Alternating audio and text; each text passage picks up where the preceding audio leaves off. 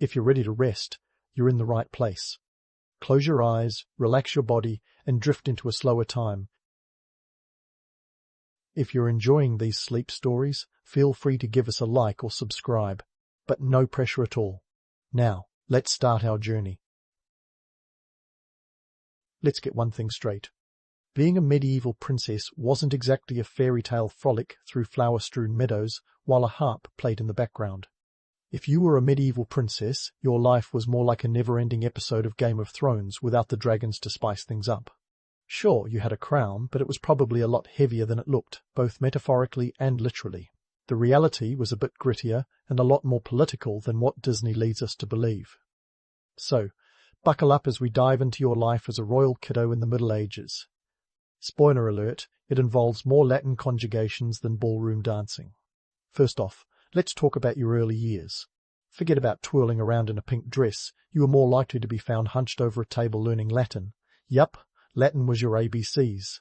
While modern kindergartners are finger painting and learning their colours, you were reciting ummo, ummus, ummat, like it was a top 40 hit. Why Latin, you ask?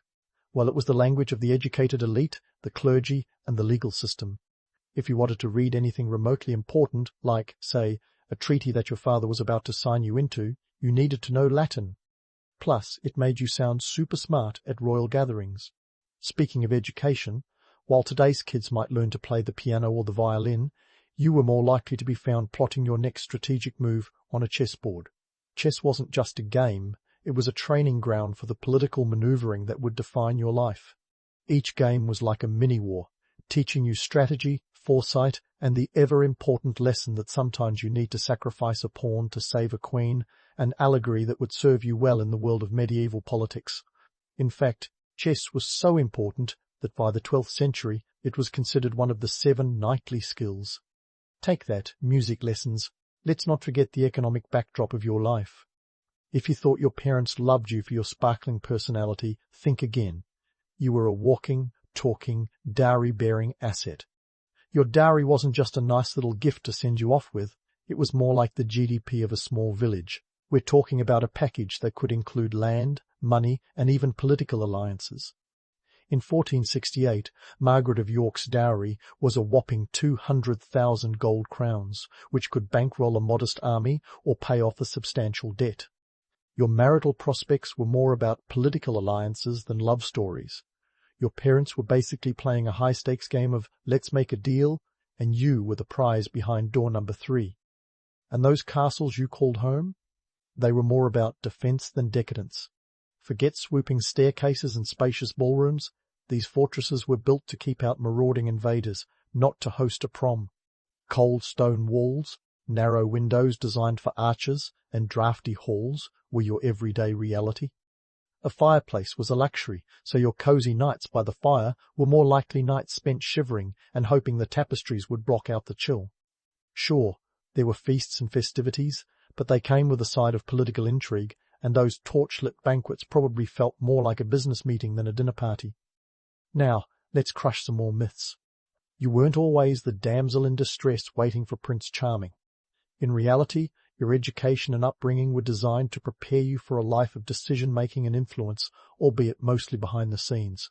Marriage was your career path, and each alliance could make or break your family's standing. You had to be shrewd, diplomatic, and, when necessary, manipulative.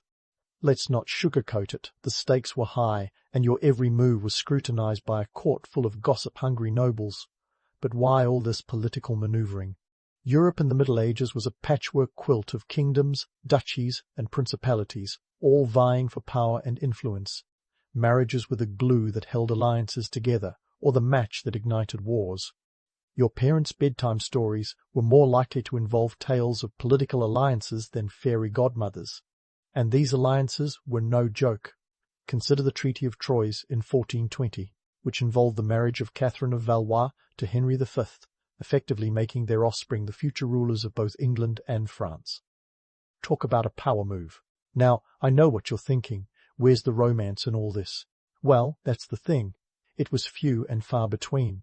Sure, troubadours might have sung about chivalry and love, but for you, romance was more political than poetic. Your marriage was a chess piece in a much larger game, and your happiness took a back seat to the strategic needs of your family and kingdom. Not exactly the heartwarming stuff of romance novels, but it was the reality of medieval princess life. So there you have it, your life as a medieval princess in a nutshell. A whirlwind of political education, economic transactions, and strategic marriages, all wrapped up in a package that looks a lot less like a fairy tale and more like a historical drama. But hey, at least you got to wear a crown, right? And if you played your chess pieces right, you might just end up not just surviving, but thriving in the medieval political jungle. Let's dive deeper into the world of medieval princesses, where the transition from childhood to the turbulent teenage years wasn't exactly a time for rebellious angst and diary scribblings. No, your teenage years were more about navigating the intricate dance of court life, a place where gossip travels faster than a medieval knight on a quest. Here, the reality of arranged marriages loomed larger than life, often before you even hit your teens. Forget about meeting someone special at a medieval mixer. Your love life was more about contracts and less about Cupid. Now, court life was its own beast. Imagine a reality show, but with less scripted drama and more cloak-and-dagger politics. You had your allies, your frenemies, and those who'd smile sweetly while plotting your downfall. The social dynamics at court were like a live-action chessboard, and you were a piece that everyone wanted to move. It was here that the idea of courtly love flourished, that romanticized notion that knights were out there pining for their ladies, composing poems under moonlit skies. But spoiler alert, courtly love was more of an emotional affair than a physical one, often played out in the realm of poetry and platonic admiration. Think of it as the medieval version of sending flirty texts. Intimate, yes, but not exactly marriage material. And speaking of marriage, your betrothal was probably inked before you learned to write your own name. It was a strategic alliance, meticulously planned to bolster family power and expand territories. Your partner? Often a stranger from a distant land whose language you might not even speak fluently. Picture yourself as Catherine de' Medici, shipped off to France at 14 to marry Henry II, a man she'd only met once before. Talk about a blind date with high stakes. Let's not forget the wardrobe, a crucial element of your strategic arsenal. Your dresses weren't just about looking pretty. They were a statement, a signal to the court and beyond. Fabrics were chosen with care, velvets and silks that screamed wealth and power, often imported at great expense from the far corners of the known world.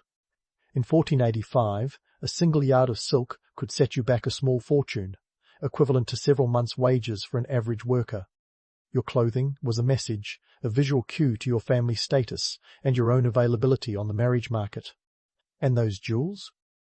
They weren't just for sparkle, they were assets, portable wealth that could be pawned in a pinch or flaunted to cement alliances. But let's get back to the political chessboard that was medieval Europe. Your marriage wasn't just a personal affair, it was a geopolitical event, with implications that could ripple across the continent. Consider the marriage of Isabella of Castile to Ferdinand of Aragon in 1469, a union that united two powerful kingdoms and laid the foundation for the future Spanish Empire. This was the kind of high-stakes matchmaking you were part of, where the fate of nations often hinged on your ability to play the part of the perfect princess. And while we're on the subject of playing parts, let's talk about the roles you were expected to master. You had to be a diplomat, a hostess, a cultural ambassador, and sometimes even a spy. Your education was less about reading and writing and more about understanding the nuances of court etiquette and international politics. You needed to know when to speak and, more importantly, when to remain silent. Your words could be as potent as any sword, capable of building bridges or burning them down entirely. So, what about the romance in all this? Well, your heart might have been set aside for duty, but that didn't mean you couldn't enjoy the occasional flutter. Secret letters, stolen glances, and clandestine meetings were the stuff of legend, but they often came with a price. Take Eleanor of Aquitaine, who, despite two politically charged marriages, managed to maintain a reputation for being as romantically adventurous as she was politically astute. Love could be a dangerous game, especially when your every move was under the watchful eyes of a court eager for scandal. In this world, your life was a series of negotiations, each one potentially altering the balance of power. You were a player in a grand game, and while the pieces were heavy, the rewards were significant for those who could navigate the treacherous waters of court life. As you matured, the stakes only grew higher, with each decision carrying weighty consequences not just for you, but for your entire family and kingdom. And so, your teenage years were less about self-discovery and more about self-preservation. You learned quickly that behind every romantic tale was a political reality, and that sometimes the most important love story was the one you crafted for yourself. Stay tuned, because the next chapter in your life as a medieval princess promises even more intrigue and adventure, as the political tides continue to shift and your role in shaping history becomes even more pivotal. Now that you've married into your princely responsibilities, let's talk about the elephant in the room, or rather, the royal nursery. Producing heirs was your number one job, and let me tell you, the pressure was as heavy as a suit of armor.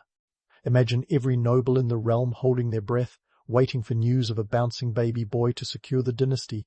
No pressure, right? Well, the reality was a lot less happily ever after, and more survival of the fittest. Childbirth in the Middle Ages was no walk in the park. It was a high-stakes game of chance with mortality rates that could make even the bravest knight quiver in his chainmail. We're talking about a time when up to 1 in 3 women didn't survive childbirth, and infant mortality rates were sky-high. Around 30% wouldn't make it to their first birthday. Those odds are enough to make anyone break out in a cold sweat. And don't think that just because you were a princess, you got the deluxe childbirth package. Your midwives might be a little more experienced, but that didn't mean they had any more effective tools at their disposal. Speaking of tools, let's dive into the medieval medical toolkit, if you can even call it that. Forget about sterile environments and modern pain relief. Your options were more roots and prayers than drugs and doctors. Physicians of the time believed in balancing the body's 4 humours, blood, phlegm, black bile and yellow bile, because, of course, that's what makes a person tick. Got a fever? Must be an excess of blood. Let's apply some leeches. These slimy little critters were the medieval version of a band-aid, used for everything from headaches to childbirth. If leeches weren't your thing, there were always the trusty herbal remedies, which might involve a concoction of herbs that smelled like a medieval apothecary exploded. But as dangerous as childbirth was, the politics of producing an heir were even trickier. A male heir was the golden ticket, securing alliances and ensuring the continuation of the family name. If you delivered a girl, well, better luck next time. And if there were no heirs at all, cue the whispers and side-eye glances at court, speculating about your usefulness as a wife. Just ask Catherine of Aragon about the stress of producing a male heir. Her marriage to Henry VIII famously ended when she couldn't deliver a son, despite giving birth to 6 children, only one of whom survived infancy. The stakes were as high as a castle tower, and the pressure was enough to make anyone question their life choices. Now, let's switch gears and talk about your life beyond the nursery, because producing heirs wasn't your only royal duty. You were also expected to manage the estate, which sounds a lot fancier than it was. In reality, it involved the unglamorous task of overseeing everything from grain taxes to livestock. Yep, you were basically the CEO of a medieval corporation, minus the corner office. Estate management was crucial to maintaining your family's wealth and status, and you had to keep a close eye on the numbers. If the grain harvest failed, or the livestock were struck by disease, it was your responsibility to navigate these crises. Think of it as medieval crisis management, where the stakes were a little more life and death than modern-day spreadsheets. And let's not forget about the economic landscape you were navigating. The medieval economy was a tangled web of feudal obligations and agricultural production, with land being the most valuable asset of all. The grain taxes you were managing weren't just about feeding the household, they were part of a larger economic system that sustained entire communities. In a time when money was scarce and trade was limited, land was power. The ability to produce surplus crops meant the difference between stability and starvation, and your role in managing these resources was as vital as any battle fought on the field. Your influence extended beyond the castle walls too. As a princess, you were often expected to act as a cultural ambassador, fostering relationships with neighboring kingdoms and hosting visiting dignitaries. Your ability to charm and negotiate could make or break alliances, turning potential enemies into allies and vice versa. Take, for example, Eleanor of Provence, who married Henry III of England in 1236. Her political savvy and ability to manage court politics played a crucial role in maintaining the stability of her husband's reign even as she navigated the complex dynamics of the English court. So, while the romanticized image of a medieval princess might involve ball gowns and tiaras, the reality was far more nuanced. You were a key player in the political and economic landscape of the time, juggling multiple roles with the dexterity of a seasoned courtier. Whether managing state affairs or navigating the treacherous waters of court politics, your life was a constant balancing act, with the fate of your family and kingdom often hanging in the balance. And let's face it, while the legends might focus on the knights and kings, the real power often lay behind the scenes, in the hands of women like you who knew how to wield influence with grace and cunning. As you continue your journey through the tangled web of medieval life, remember that each decision you make is not just about securing your own future, but about shaping the course of history itself. So sharpen your wits, polish your crown, and get ready for the next chapter in your life as a medieval princess. The stakes are about to get even higher, and the game is far from over. As you ascend to the illustrious role of Queen Consort, brace yourself for a new chapter that's less about twirling in silk and more about navigating the labyrinth of court politics. You're about to embark on a journey where your crown is both a symbol of power and a target for intrigue. It's a world where allegiances shift faster than a medieval messenger on horseback, and the stakes? Well, let's just say they're higher than the spires of the grandest cathedral. First up, let's address the elephant in the court power plays. Being a queen consort wasn't just about standing beside your king and looking regal.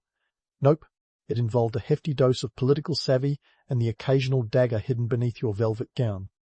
You had to be the ultimate strategist, weaving alliances and managing rival factions like a medieval Machiavelli. And speaking of Machiavelli, his famous line, "It is better to be feared than loved," could have been inspired by the courtly chess game you were playing daily. Take Eleanor of Aquitaine, for example. She wasn't content with being just a figurehead, married to both Louis VII of France and Henry II of England in her lifetime. Eleanor wielded influence like a maestro conducting a symphony of power. She orchestrated her own political maneuvers, supporting her sons in their rebellion against their father. Talk about a family drama that could rival any modern soap opera. But it wasn't all power and politics. There was also the small matter of, running a kingdom. If your king was off fighting a crusade or busy hunting, you might find yourself acting as regent, holding the reins of power while he was away. This wasn't some honorary role either. Think of it more like being the CEO of a multinational corporation. You had to ensure the kingdom ran smoothly, which meant everything from maintaining peace with neighbouring territories to making sure the royal treasury wasn't leaking like a medieval bucket with too many holes. And let's talk about those crusades for a moment. Picture this. Your husband decides to take up the cross and head off on a crusade, leaving you with the task of managing not just the realm, but also the political fallout from his absence. The economics of a crusade were staggering. It could cost up to 4 times a king's annual revenue to fund one.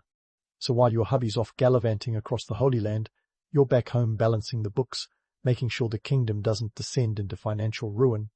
Of course, with great power comes great responsibility, and a fair share of pitfalls. Court life was a minefield of rival factions, each with its own agenda and ambitions. You had to be as shrewd as a fox to navigate these treacherous waters, knowing when to forge alliances and when to sever ties. It was a delicate balance, where one wrong move could send you tumbling from your lofty perch. Just ask Anne Boleyn, whose rise to power was as meteoric as her fall was tragic, proving that in court politics the distance between the throne and the executioner's block was often alarmingly short. Let's not forget the economic context that shaped your every decision. The medieval economy was as volatile as a pot of boiling porridge. One bad harvest, and you could face famine and revolt. Land was the lifeblood of your kingdom, the source of wealth and power. Managing it meant ensuring productivity and keeping the nobility appeased, a task that required deft economic acumen.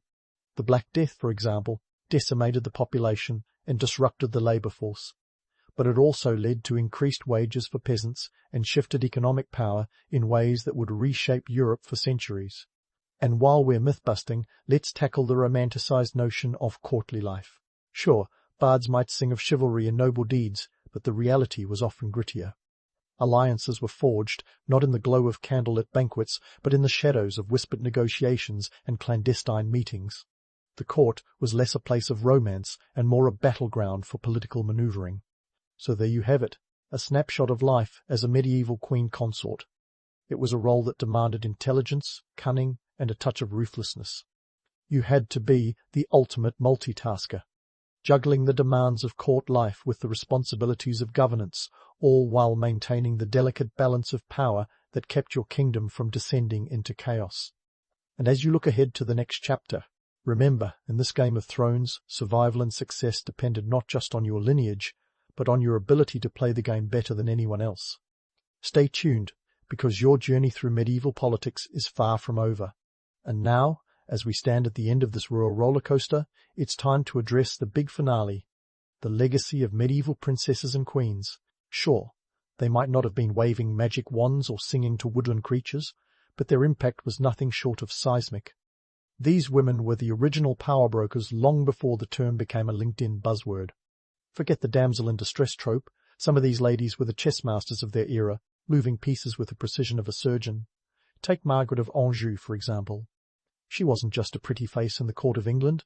She was the driving force behind the Lancastrian cause during the Wars of the Roses. While her husband, Henry VI, was plagued by bouts of mental illness, Margaret took the reins, rallying troops and leading armies.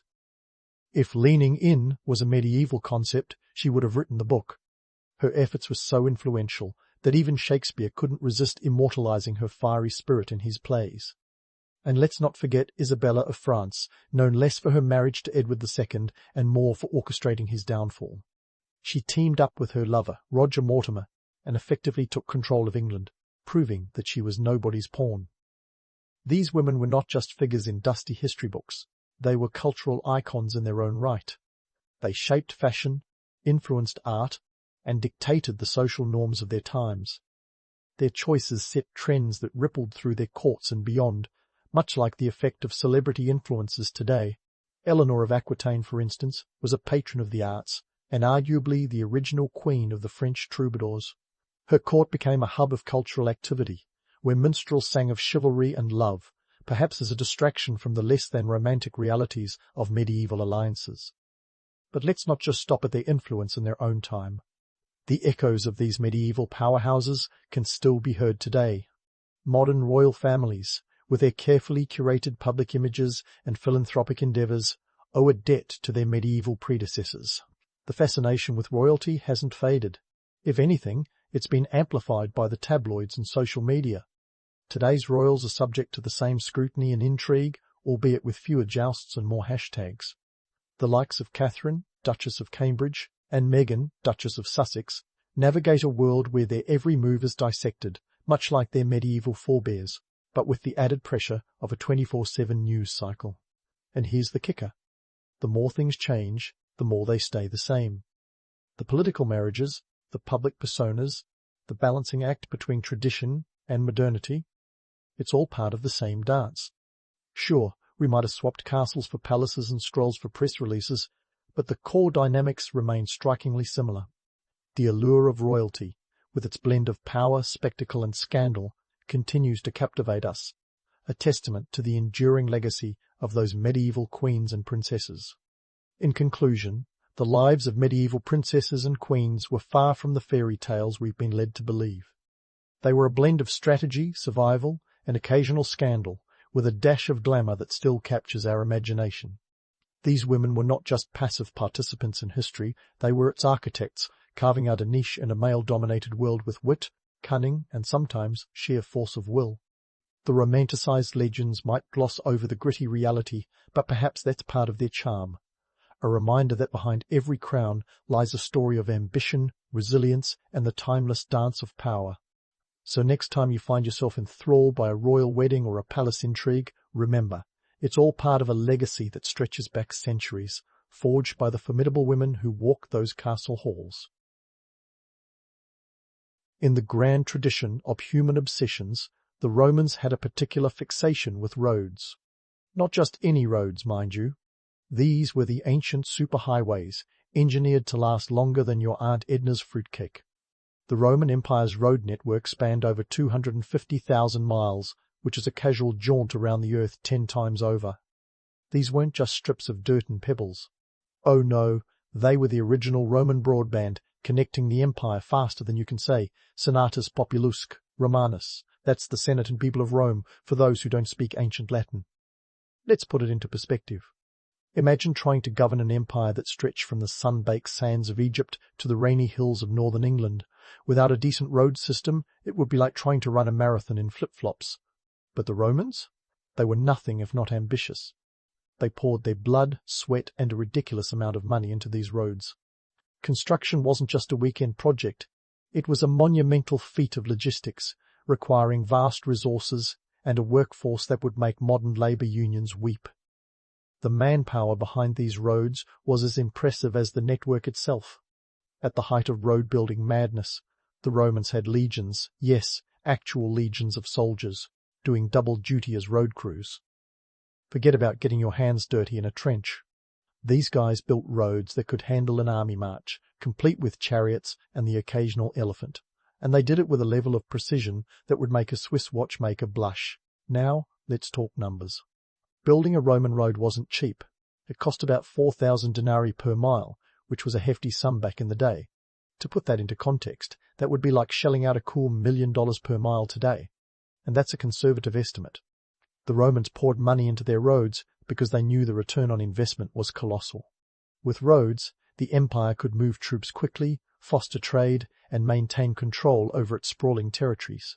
Roads were the arteries pumping life into the Roman Empire, and they kept the whole show running smoothly. Most of the time. But here's the kicker.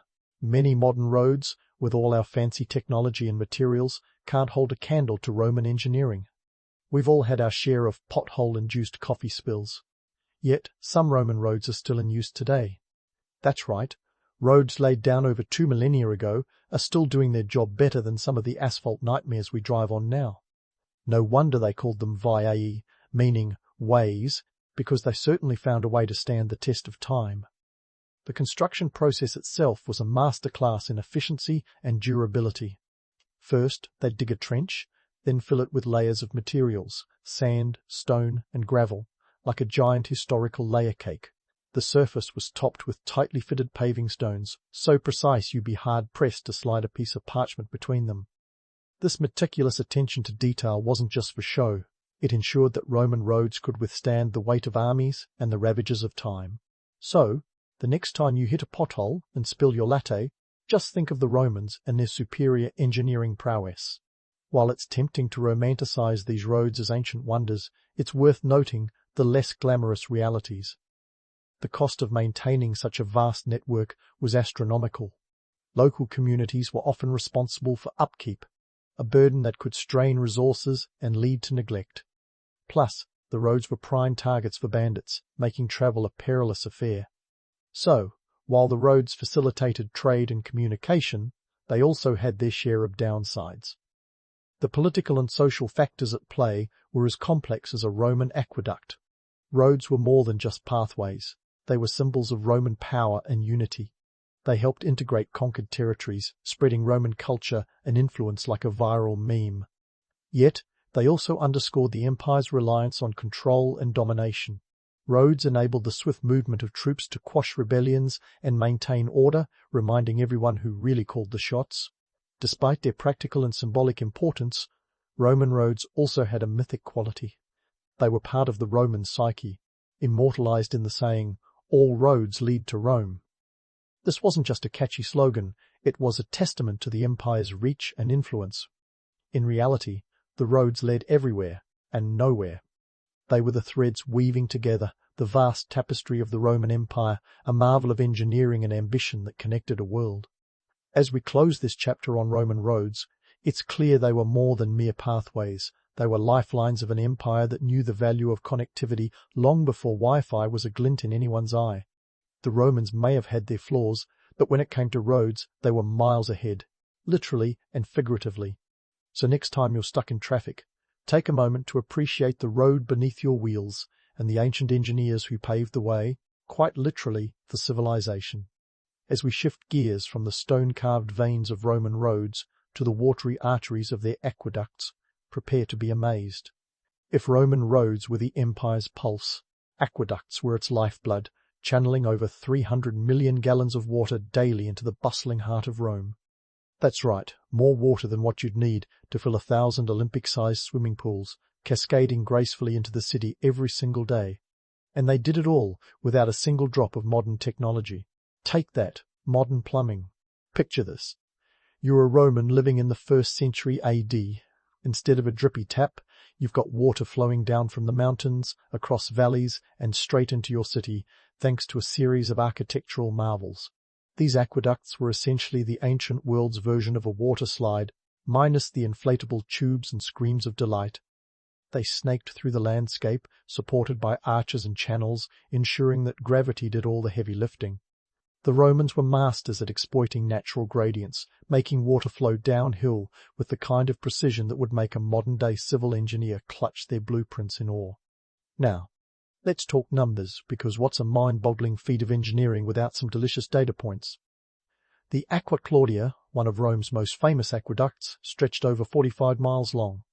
It was so grand that it took nearly 14 years to complete, finally gushing life into the city in 52 AD. Even by today's standards, that's a major infrastructure project.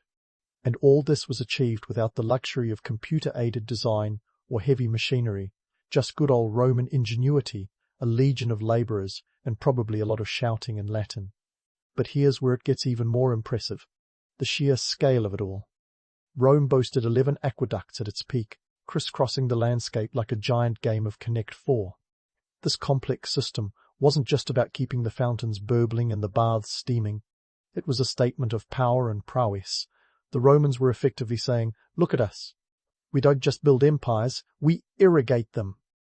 It was the ultimate flex, the ancient equivalent of driving a sports car that also waters your garden. However, as much as we'd love to imagine a civilization of pristine white togas and gleaming marble baths, the reality of Roman cleanliness was a tad more, shall we say, rustic.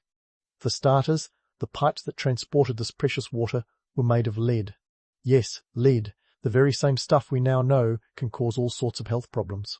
While lead pipes were durable and easy to work with, they weren't exactly doing any favours for public health. It's a classic case of unintended consequences. The Romans were so busy marvelling at their engineering genius that they forgot to check the fine print on heavy metal toxicity. And then there were the baths. Ah, the Roman baths, luxurious, social hubs where citizens could relax, gossip, and scrub up. Or so the myth goes. In reality, these baths were often crowded and not always the sparkling clean havens we imagine. Think of them like ancient hot tubs, minus the chlorine. The water wasn't changed nearly as often as you'd hope, and let's just say hygiene standards weren't quite up to modern spa levels. If you've ever been to a public pool on a hot summer day, you might have some idea of the scene. Except this was every day, and the water was a communal affair. So, while the Romans had the infrastructure to bring fresh water into the city, keeping it fresh was another story. The grandeur of their aqueducts was sometimes offset by the gritty reality of urban life. Still, there's no denying the transformative impact these aqueducts had. They allowed Rome to grow into a sprawling metropolis of over 1 million people, a feat that wouldn't have been possible without a reliable water supply. The aqueducts didn't just bring water, they brought life, culture, and civilization. In the end, Roman aqueducts were a testament to the empire's ambition and audacity. They were a marvel of ancient engineering, a symbol of Roman might, and a reminder that even the most sophisticated systems have their quirks and flaws. The story of the aqueducts is a story of contrasts, the romance of water flowing through the landscape, the harshness of lead-laden pipes, the elegance of the arches, and the murky reality of crowded baths. As we wrap up this watery chapter, let's tip our hats to the Romans, who managed to do what seemed impossible, turn the mundane act of moving water into an epic tale of human achievement. They may have had their imperfections, but when it came to aqueducts, they were truly ahead of the curve. So next time you turn on your tap, spare a thought for the ancient engineers who made it all possible. And maybe, just maybe, be thankful for modern plumbing, lead-free pipes and all. Now that we've applauded the Romans for their water wizardry, let's shift gears to another engineering marvel, Roman concrete. This isn't just any concrete. It's the kind of stuff that laughs in the face of time, like a fine wine that refuses to turn to vinegar. You know those modern concrete buildings that start shedding chunks like a bad dandruff problem after a few decades? Yeah, Roman concrete would roll its eyes at them if it could. Here's the scoop. Roman concrete, or opus caementicium, if you're feeling fancy, is the reason structures like the Pantheon are still standing after nearly 2,000 years, looking as majestic as ever. The Pantheon, that architectural giant with its iconic dome, still holds the record for the largest unreinforced concrete dome in the world. And guess what? It was completed in 128 AD. That's right, nearly 2 millennia ago. Meanwhile, some of today's concrete constructions can barely handle a stiff breeze without groaning under the pressure. So, what made Roman concrete so special? It all boils down to a secret ingredient that sounds like it should be on a trendy pizzeria's menu: volcanic ash, or pozzolana. The Romans, ever the savvy engineers, discovered that adding this ash to their lime-based mix created a chemical reaction that increased the strength and durability of the concrete. This wasn't just a happy accident, it was a stroke of genius that ensured their buildings could withstand the test of time and everything else the universe threw at them. Let's talk specifics. Roman concrete was composed of a simple yet effective concoction: lime, volcanic ash, and seawater. When these ingredients combined, they formed a rare mineral called aluminous tobermorite, which gave the concrete its incredible resilience. This mineral is so rare that modern scientists had to use advanced microscopes just to confirm its presence in Roman structures. Meanwhile, our contemporary concrete often lacks such staying power, crumbling like a cookie left out in the rain. And here's the kicker: the economic context. Roman concrete was not only incredibly durable, but also cost-effective. The materials were readily available in regions around the Mediterranean, making it both practical and economical for large-scale projects. In contrast, modern concrete often involves complex formulas and additives, driving up costs and, ironically, reducing longevity. It's like paying more for a pair of designer jeans that rip after one wash when your grandma's hand-me-downs are still going strong. But why, you ask? Haven't we simply copied their recipe wholesale? Well, it's not for lack of trying. Modern engineers have been pulling their hair out trying to replicate the Roman formula, but with mixed results. The volcanic ash used by the Romans was unique to specific sites around the Bay of Naples. The exact chemical composition of this ash is hard to match elsewhere. Plus, our construction practices and environmental regulations today are vastly different, complicating a direct application of the ancient methods. While Roman concrete has achieved almost mythical status, it's not without its gritty realities. Sure, it's held up remarkably well, but the construction process was labor-intensive and demanded precision that would make a Swiss craftsman nod in approval. And let's not forget the political and social dynamics at play. The construction of grand buildings was often a statement of power, a way for emperors to flex their architectural muscles and leave their mark on history. In an empire as vast and diverse as Rome, these structures were more than mere buildings. They were symbols of unity and dominance, a reminder of who held the reins. Still, for all its marvels, Roman concrete was no magic bullet. While structures like the Pantheon and the aqueducts have survived, many others have succumbed to the ravages of time, earthquakes, and human interference. This reminds us that even the most robust materials are vulnerable to the whims of nature and history. Yet, the fact that so much remains standing is a testament to the Romans' extraordinary ability to blend practicality with creativity. These ancient engineers weren't just building for the present. They were crafting a legacy, one that continues to awe and inspire us. Their ability to turn simple materials into enduring monuments speaks volumes about their ingenuity and ambition. As we marvel at the Pantheon's dome or the towering arches of aqueducts, it's worth considering the lessons these ancient structures teach us about sustainability, resourcefulness, and the enduring power of human innovation. So next time you pass a crumbling modern building, spare a thought for the Romans and their indomitable concrete. They may not have had access to the latest technology, but they sure knew how to build things to last. And while we may never fully replicate their formula, the legacy of Roman concrete continues to challenge and inspire engineers to this day. As we leave behind the world of concrete and its volcanic secrets, we're about to dive into another realm where the Romans shone brightly, their military engineering and the fortifications that protected and expanded their empire. Stay tuned as we explore how the Romans used their architectural prowess not just to build, but to defend and conquer. The story continues, with even more surprises and secrets waiting to be uncovered. As we leave behind the world of Roman concrete and its volcanic secrets, let's take a leap into the heart of Roman spectacle, the Colosseum. Picture this behemoth as the granddaddy of all sports arenas, a stadium that could make the Super Bowl look like a backyard barbecue. Built between AD 70 and 80 under the watchful eyes of Emperors Vespasian and Titus, the Colosseum was the crown jewel of Roman entertainment, designed to showcase the empire's might, wealth, and the occasional dismemberment in the name of fun. First, let's talk numbers. The Colosseum could hold between 50,000 to 80,000 spectators, depending on whether you were measuring by ancient or modern Ticketmaster standards. That's a crowd size that would make most modern sports venues blush. And these weren't just any seats. They were arranged in a strict social hierarchy, reflecting the Roman obsession with status. The closer you were to the action, the higher your social standing. Senators and VIPs had the best views. Think of it as the ancient equivalent of courtside seats, except instead of basketballs, you had lions and gladiators. Constructing this monumental edifice was no small feat.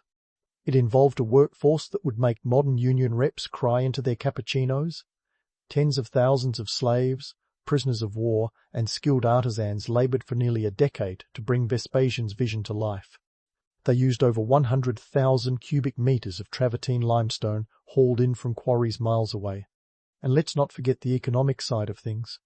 This project cost a staggering amount, somewhere in the ballpark of 100 million sesterces.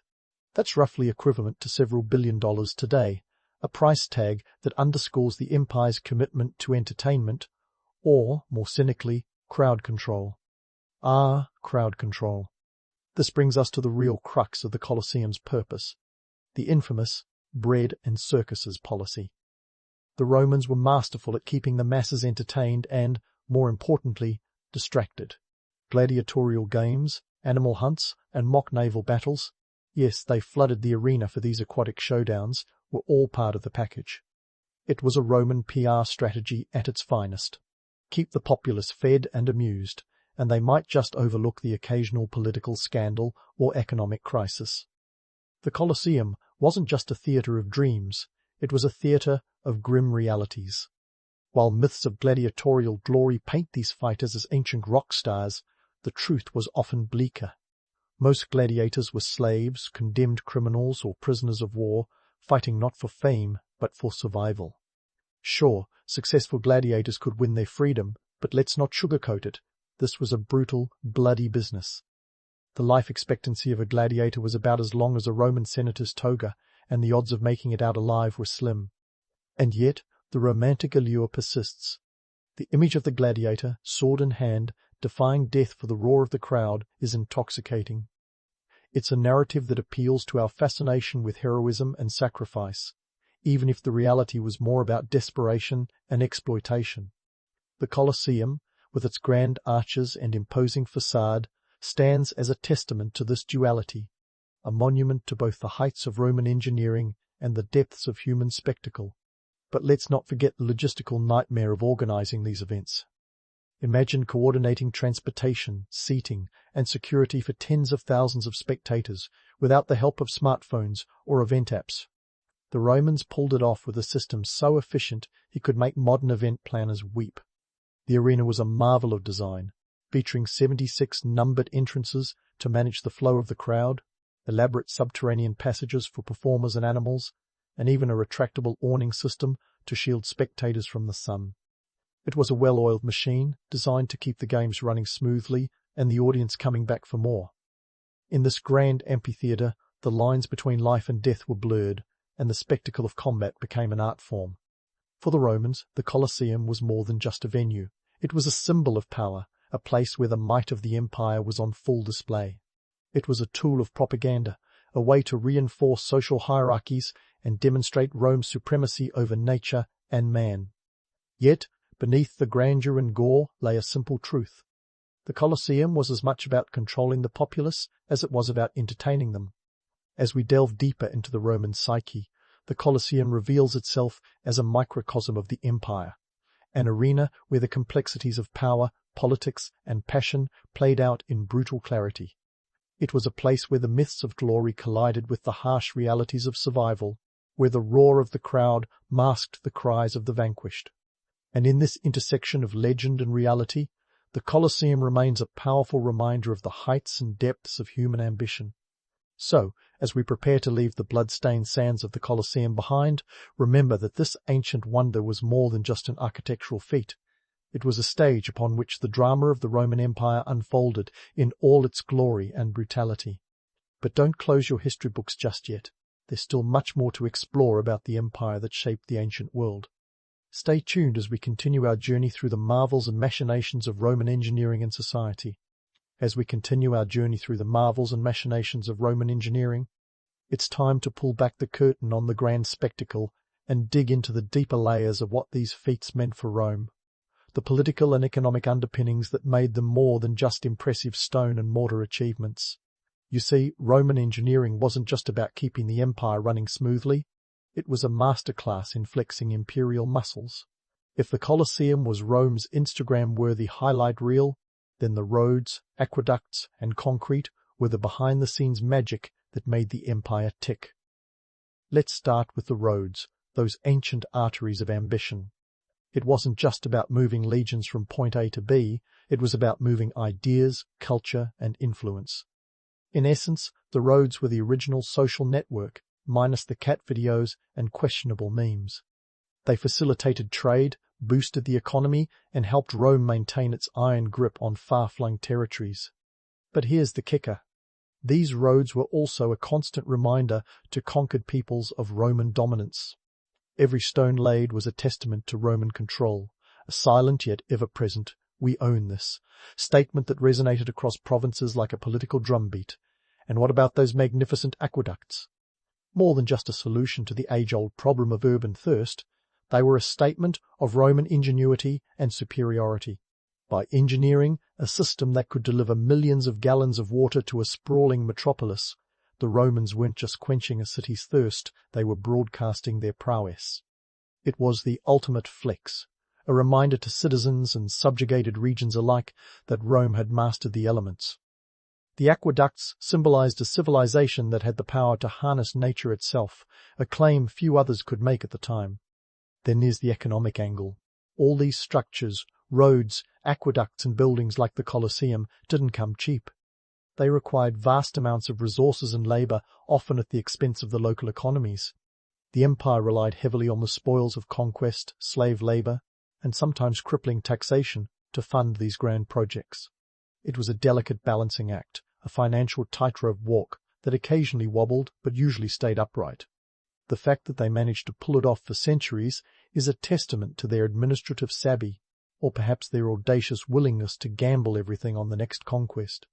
Politically, these engineering marvels were more than just infrastructure. They were tools of propaganda, reinforcing the narrative of Rome as an unassailable power. The grandeur of these projects served to legitimize the rulers who commissioned them. By investing in monumental architecture, emperors could leave a lasting legacy, one that would outlive their mortal reigns and etch their names into history. It was a shrewd move, ensuring that their contributions to the empire's glory were as indelible as the Roman roads themselves. This brings us to the myths and legends that have come to surround Roman engineering. It's easy to get swept up in the romantic notion of the Romans as master builders, a civilization that could seemingly bend the laws of physics to its will. But as we've peeled back the layers, it's clear that the reality was a mix of brilliance and brutality.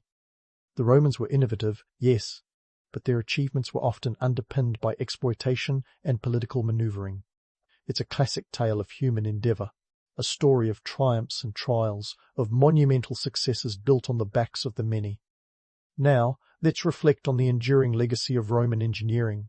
Despite the passage of millennia, the echoes of Roman ingenuity still reverberate through time. Modern infrastructure owes much to their innovations, from the layout of our roads to the basic principles of urban water supply. The Romans showed us that with enough ambition and resources, even the wildest dreams could be carved into stone. They set a benchmark for what civilization could achieve, a standard that continues to inspire architects, engineers, and dreamers to this day. So, why does Roman engineering continue to captivate us? Perhaps it's the sheer audacity of their endeavors, the way they dared to dream big and reshape the world in their image. Or maybe it's the melancholic beauty of their ruins, standing as silent witnesses to a time when empires rose and fell with the turn of a century. Whatever the reason, these ancient feats of engineering remain a testament to human creativity and resilience, a reminder that while empires may crumble, the legacy of innovation endures. And there you have it, a whirlwind tour through the wonders of Roman engineering, a saga of stone and sweat, ambition and authority. As we close this chapter, let's tip our hats to those ancient architects of empire whose legacy continues to shape our world in ways both grand and subtle. The Romans may have been flawed, but when it came to building, they were nothing short of legendary. So, the next time you find yourself marveling at a modern marvel, spare a thought for the Romans who paved the way, quite literally, for the wonders of today. A sultan walks into a room, or, rather, a young boy destined to become one. It's 1494, and the Ottoman Empire's future hangs on the shoulders of Suleiman, a 10-year-old who probably would have preferred a nice game of marbles to the weighty affairs of state. But hey, destiny doesn't wait for adolescence. Born in Trabzon, a city nestled along the Black Sea, Suleiman was the only surviving son of Sultan Selim I, and the heir apparent to an empire that was the 16th century equivalent of a blockbuster franchise. The Ottoman Empire at the time stretched its tentacles across 3 continents, from the Balkans to Persia, North Africa to the Arabian Peninsula. Think of it as the ultimate world tour. But instead of sold-out concerts, there were epic battles and political machinations. Managing this sprawling empire without GPS was akin to running a marathon blindfolded, and Suleiman was about to become the star athlete. At its zenith, the empire housed around 25 million people.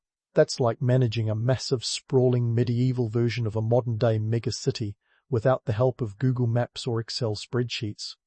Good luck keeping track of that payroll. Suleiman's education was designed to mold him into a ruler who could finesse his way through the labyrinthine politics of the day. A hefty mix of religious studies, military training, and languages filled his curriculum, preparing him to navigate the intricacies of Islamic law, the art of war, and the diplomatic dance of multiple tongues. Imagine learning Arabic, Persian, Latin, and Serbo-Croatian before breakfast, and you've got a day in the life of young Suleiman. His tutors were the finest minds from across the empire, which was no small feat considering the Ottoman territories spanned over 2 million square kilometers. But it wasn't all dusty tomes and swordplay. Young Suleiman was known to have a keen interest in poetry and the arts, which was slightly unusual for a future sultan. He penned verses under the pseudonym Mohibi, a name that would have been perfect for a medieval LinkedIn profile. And while his poems might not have topped the charts, they offered a glimpse into the mind of a ruler who appreciated beauty even amidst the chaos of empire building. The economy of the Ottoman Empire was as diverse as its geography. Agriculture was the backbone, with wheat, barley, and rice filling the granaries. Trade routes crisscrossed the empire like an intricate web, bringing in spices, silk, and precious metals. The Ottomans had a knack for monetizing their strategic position between Europe and Asia, charging hefty tariffs on goods passing through. Picture it as a toll booth on steroids, raking in revenue while everyone else was just trying to get from point A to point B. Now, let's pause for a reality check. The romantic allure of Suleiman's era often glosses over the gritty details. The Ottoman court was a hotbed of intrigue, with eunuchs, concubines, and advisors each vying for influence.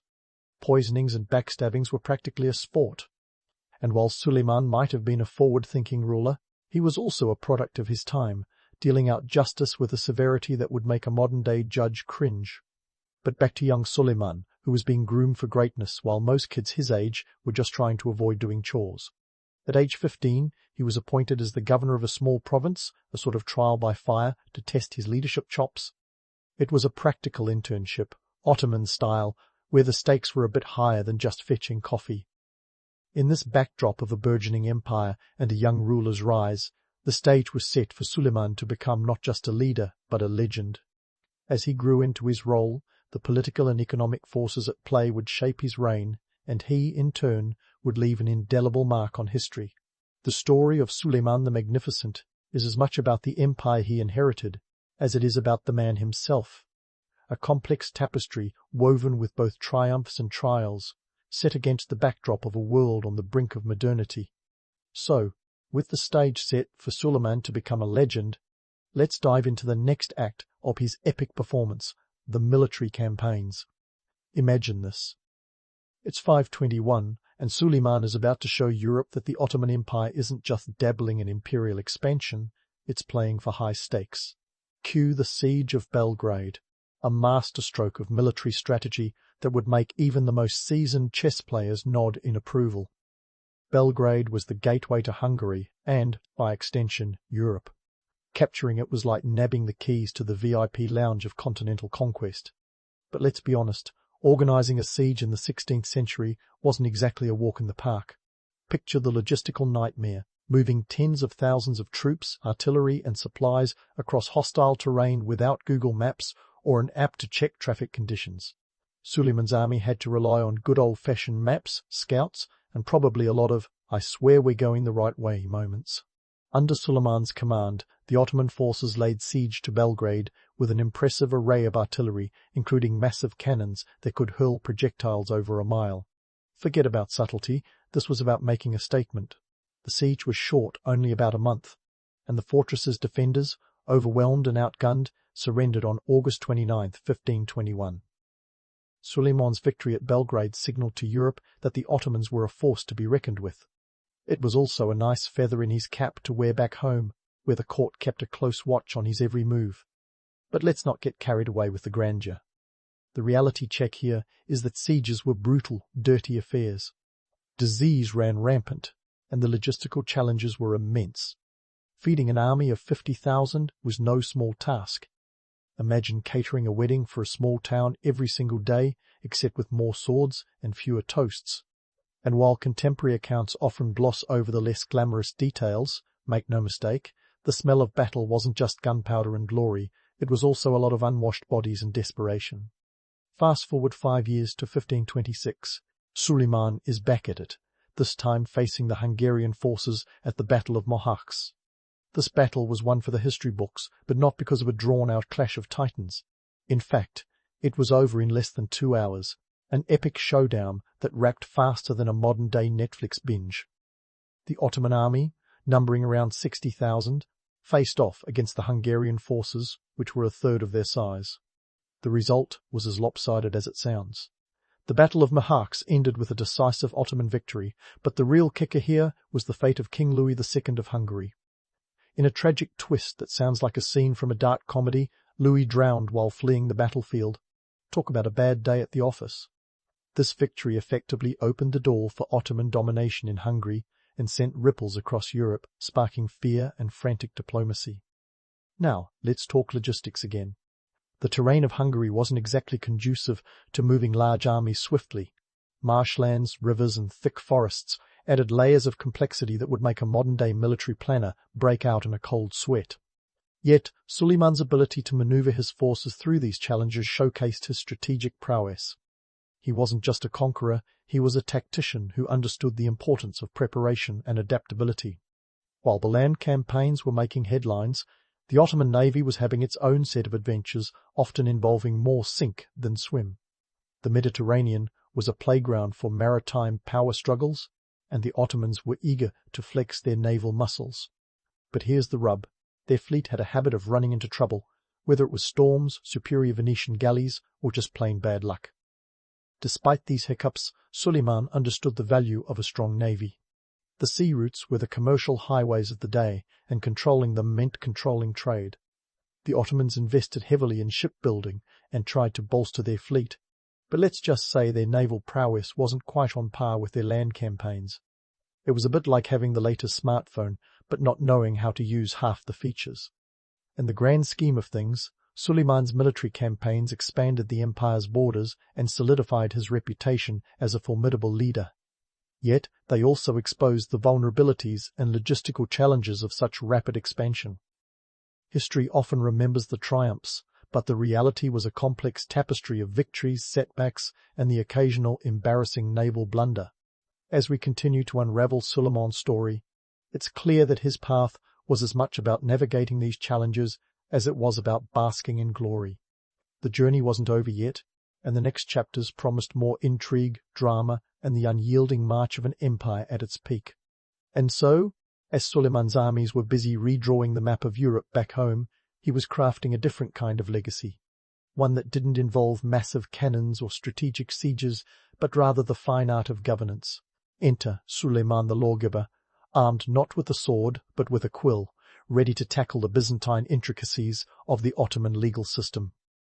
Now, don't let the title fool you. This wasn't about writing a set of rules and calling it a day. We're talking about a comprehensive overhaul that would make even the most seasoned bureaucrat break a sweat. First things first, the Ottoman legal system was a complex beast. Picture it as a multi-layered cake, if each layer had its own set of rules, exceptions, and a sprinkling of chaos. At the top, you had Sharia, the divine law derived from the Quran and Hadith, which was non-negotiable. Then there was the Qanun, or secular law, which Suleiman had the power to tweak, amend, or completely rewrite. This is where our Sultan got creative. Suleiman's Qanun covered everything from taxes to criminal justice, and here's where it gets interesting. He aimed for a blend of consistency and flexibility. Think of it as trying to make a chocolate soufflé that could withstand an earthquake. His laws standardized taxation, which was a big deal considering the empire stretched across multiple time zones, each with its own set of economic quirks. By organizing the tax system, Suleiman ensured that the empire's coffers stayed as full as a Black Friday shopping cart. Now, let's talk justice, Ottoman style. Forget the courtroom dramas where lawyers shout, "Objection," every 5 seconds. In Suleiman's time, justice was swift and often brutal. A bit like a medieval version of a reality TV show, but with higher stakes. Theft, for instance, could earn you a one-way ticket to a public whipping, or worse. But Suleiman was savvy enough to know that justice needed to be tempered with mercy. He introduced checks on judicial power to prevent abuses by local judges, the Qadis, who often had more in common with neighborhood watch leaders than impartial arbiters. Even more fascinating was Suleiman's focus on social reforms. He understood that a prosperous empire wasn't just about conquest, it was about creating a stable, productive society. To that end, he invested in infrastructure, building schools, mosques, and roads. Picture the Ottoman Empire as a vast chessboard, and Suleiman was moving his knights and bishops with precision, ensuring that trade routes were secure and education was accessible. This wasn't just benevolence, it was smart governance. A well-educated populace was less likely to revolt, and more likely to contribute to the empire's prosperity. But let's not get too starry-eyed. Suleiman's reign was also about reputation management. The title, the magnificence, didn't just fall into his lap. It was carefully curated, like a social media profile that gets all the likes. Suleiman was a master of spin, understanding the power of image long before Instagram influencers made it a full-time job. He commissioned grand architectural projects like the Süleymaniye Mosque in Istanbul, a testament to both his piety and his commitment to public works. This was brand-building, 16th century style. And then there was his court, an opulent stage for power plays and diplomacy. Suleiman was known for his grandeur, and his court was no exception. It was a melting pot of cultures, languages, and intrigue, with visitors from all corners of the known world. Imagine a bustling scene of ambassadors, scholars, and traders, each trying to catch the Sultan's ear. His court was a diplomatic hotspot, where alliances were forged and empires measured each other's strength. But with grandeur came gossip, and Suleiman's private life was fodder for courtly whispers.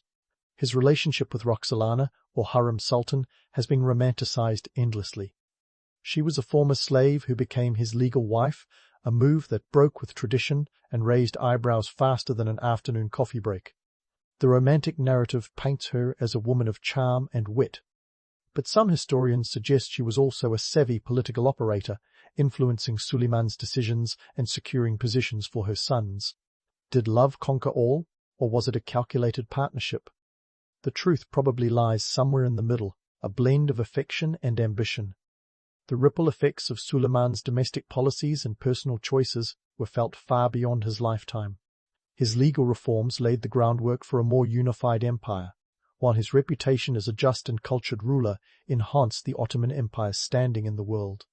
Yet, behind the grandeur and the glory, there was a reality that was far messier. Governance was a balancing act, and Suleiman was walking a tightrope, juggling the demands of an empire with the complexities of human relationships. So, was Suleiman truly the Magnificent, or just a master of spin who knew how to play the game? As we peel back the layers of his reign, it's clear that his legacy is a complex tapestry, woven with both triumph and compromise. But don't put away your pens just yet. The story of Suleiman isn't over. The next act promises more drama, more intrigue, and perhaps a glimpse into the heart of a ruler who was as enigmatic as he was powerful.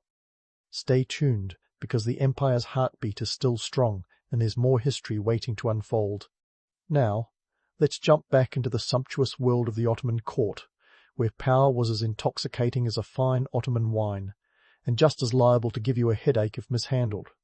At the centre of this swirling vortex of opulence and intrigue was Suleiman himself, a man whose personal life was as rich and complex as the empire he ruled.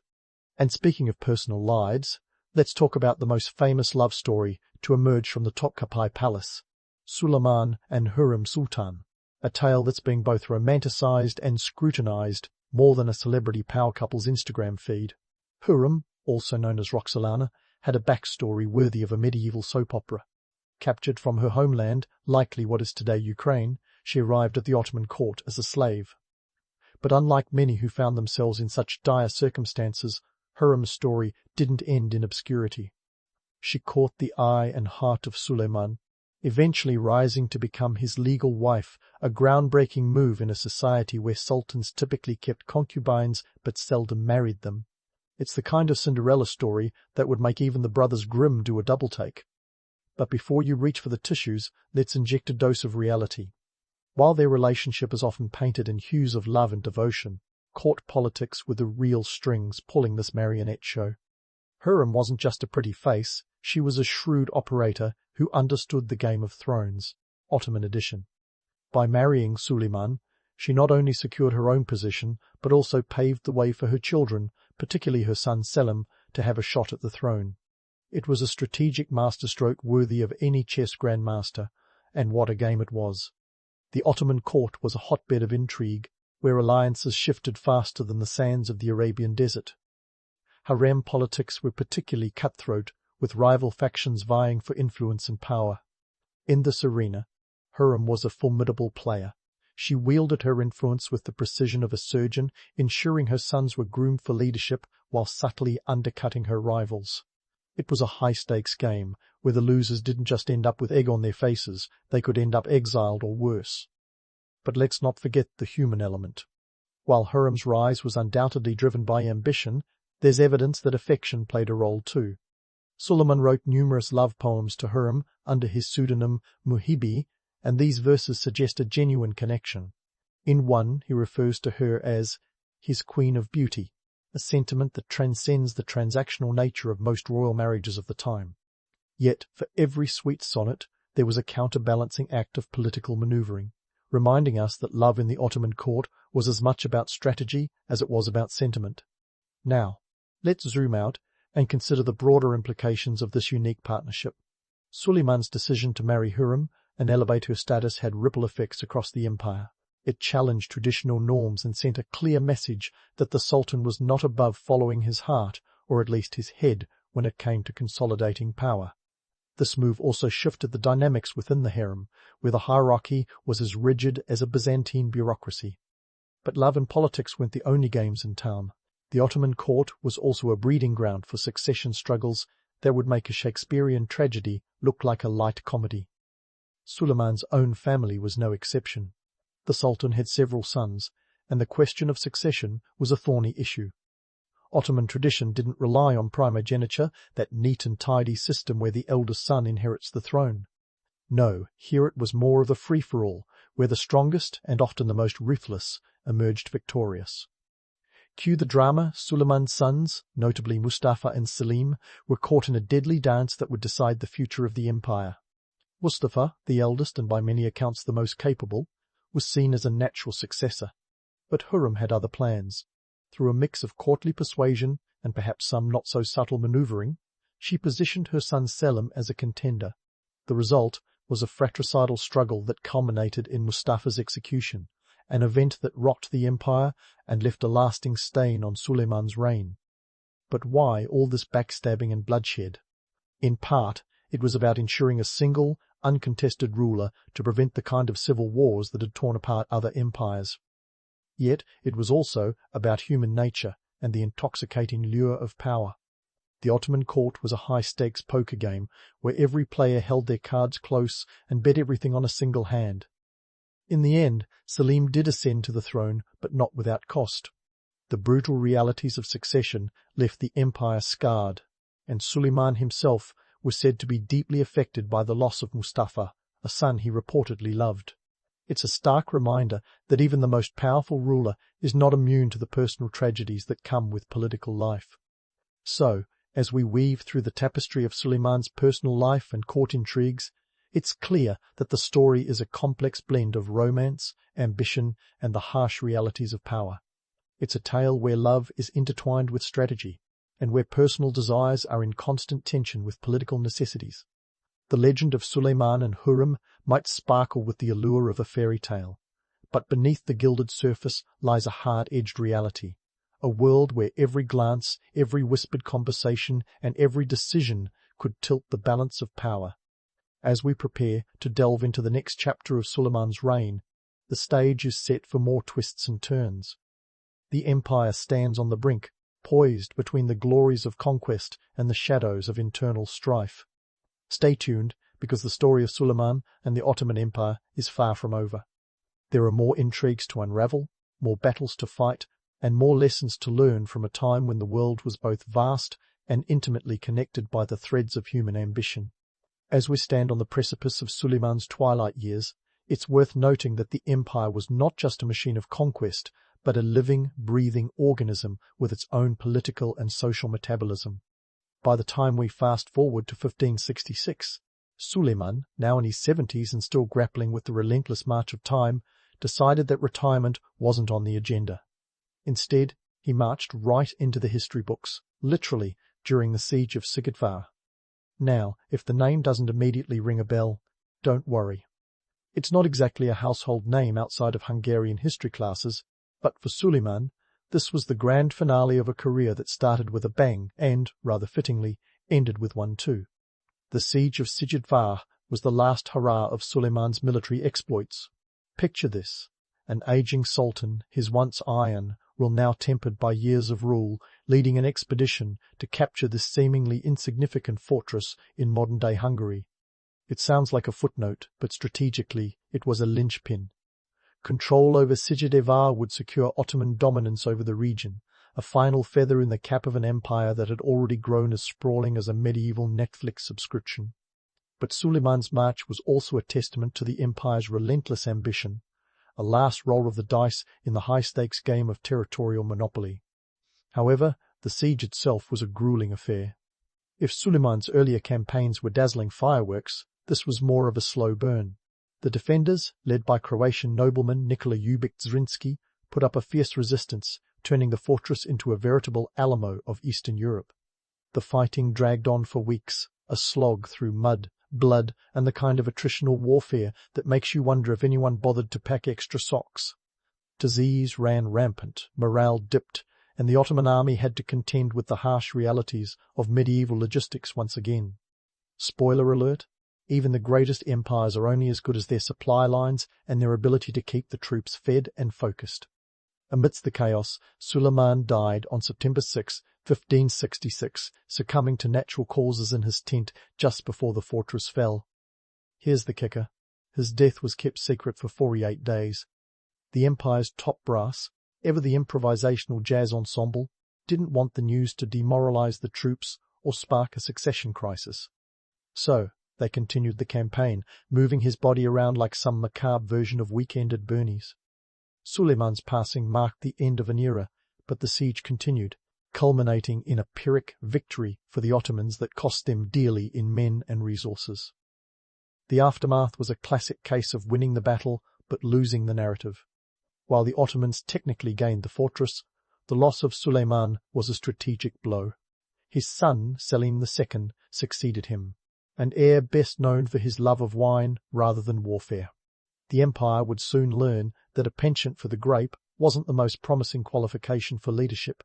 Selim's reign saw the Ottoman Empire start to wobble, like a top spinning just a little too slowly, hinting at the instability that would eventually come to define the empire's later years. It was a reminder that the best-laid plans of sultans and men often go awry, especially when the architect of those plans is no longer around to adjust the blueprints. With Suleiman gone, a power vacuum loomed, and the empire had to contend with the growing pains of transition. The political landscape shifted like tectonic plates, and the Ottomans found themselves in a precarious balancing act, maintaining their vast territories while reconciling internal divisions. The empire was a colossus, but it was also a patchwork quilt of cultures, languages, and religions, a beautiful mosaic that required constant vigilance to hold together. Suleiman had been the needle and thread, stitching the pieces with his brand of charismatic rule. Without him, the quilt started to fray at the edges.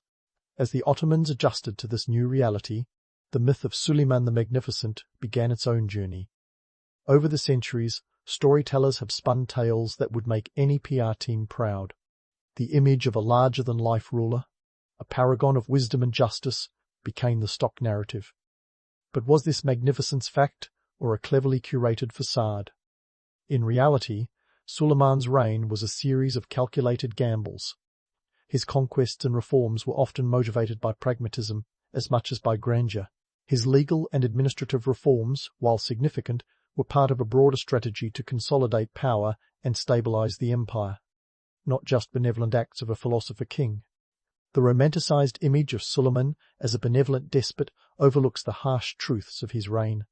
His rule was marked by ruthless power struggles, both within his own family and among his court officials. The execution of his son Mustafa, orchestrated amid fears of rebellion, casts a long shadow over his legacy. It's a reminder that the path to greatness is often littered with personal sacrifices and moral compromises. The legacy of Suleiman the Magnificent is a study in contrasts. He was both a builder and a destroyer, a poet and a pragmatist. His reign was a high-wire act of governance, a constant balancing between expansion and consolidation, innovation and tradition. His death marked the end of the Ottoman Empire's golden age, but his influence endured, shaping the cultural and political contours of the Middle East and Europe for generations. His name became synonymous with grandeur, but like all legends, the reality was more complex, a tapestry woven with threads of ambition, strategy, and the relentless pursuit of power. In the annals of history, Suleiman remains a towering figure, not just for his conquests and reforms, but for his ability to navigate the treacherous waters of empire building with an acumen that combined both vision and guile. He was a man of contradictions, embodying both the enlightened ruler and the ruthless autocrat. His story is a testament to the complexities of leadership and the enduring allure of power, a reminder that the past is never as simple as it seems, and that the line between myth and reality is often as thin as the edge of a sultan's sword. As we close the book on Suleiman's story, we're left with a portrait of a ruler whose impact was as profound as it was paradoxical. His magnificence, whether by design or destiny, was a product of both his achievements and his flaws. A reminder that history's greatest figures are often those who embrace their contradictions, wielding them as both a shield and a sword in the relentless pursuit of their grand ambitions. In the bustling streets of Calcutta, 1861, a peculiar scene unfolded in the Tagore household. A young Rabindranath, barely old enough to grasp a pen, yet already immersed in the rhythmic chaos of a city brimming with paradoxes. Born into a family that could well be described as the Kardashians of Bengali culture, Rabindranath was surrounded by wealth, creativity, and more than a little eccentricity.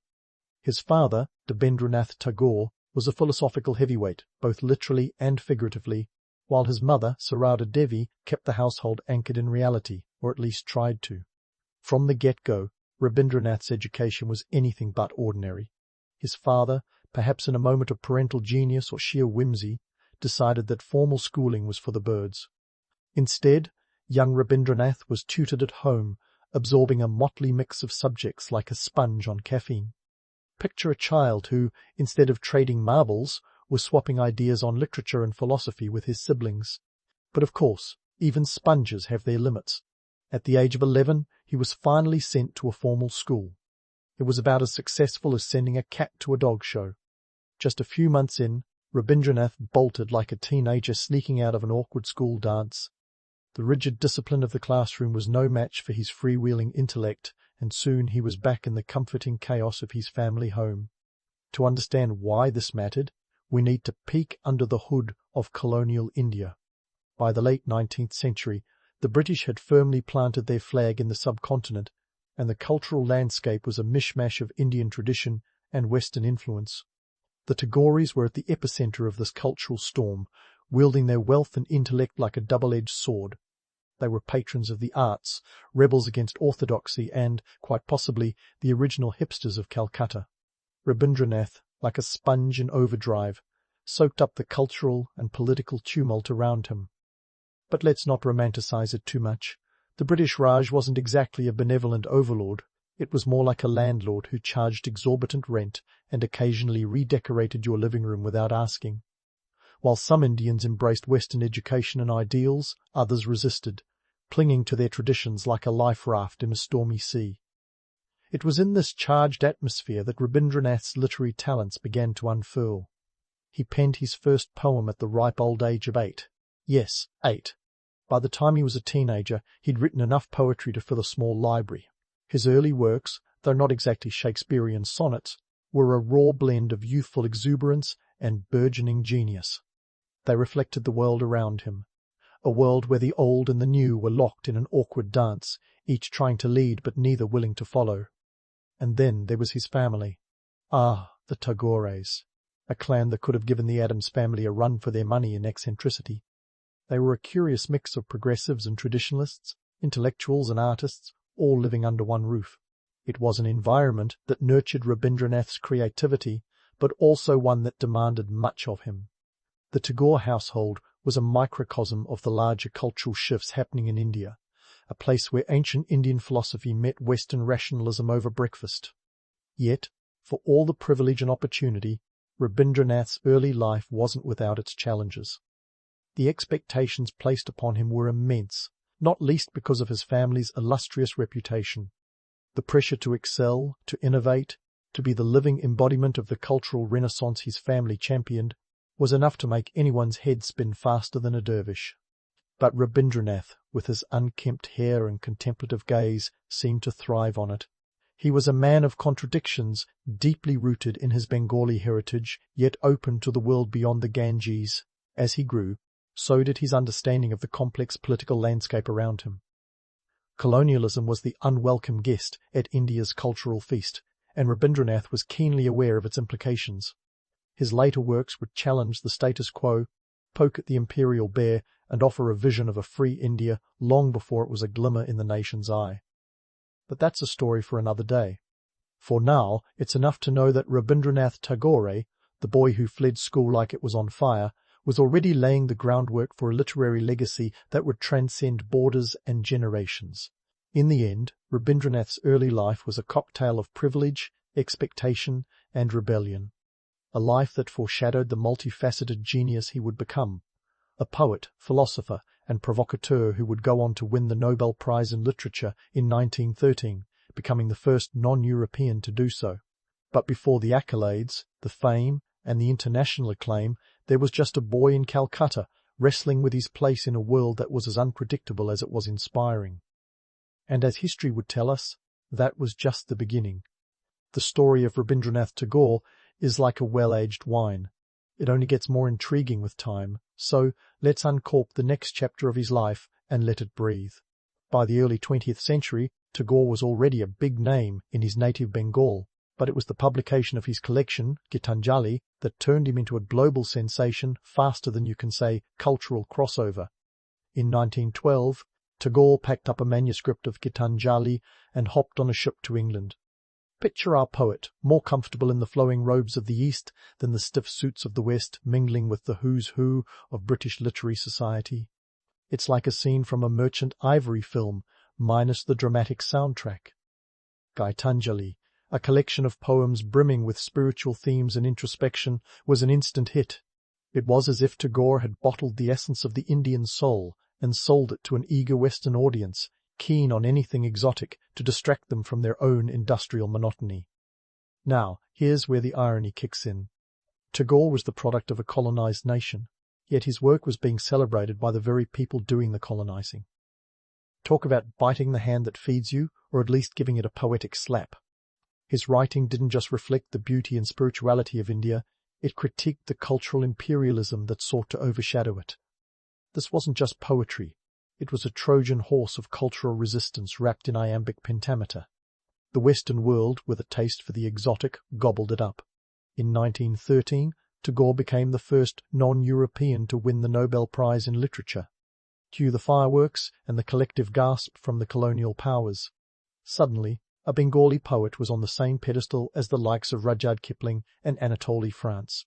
In fact, some of the prize money he received, £8,000, or about £900,000 today when adjusted for inflation, was used to fund his school at Shantiniketan, which was in itself a quiet rebellion against the British educational system.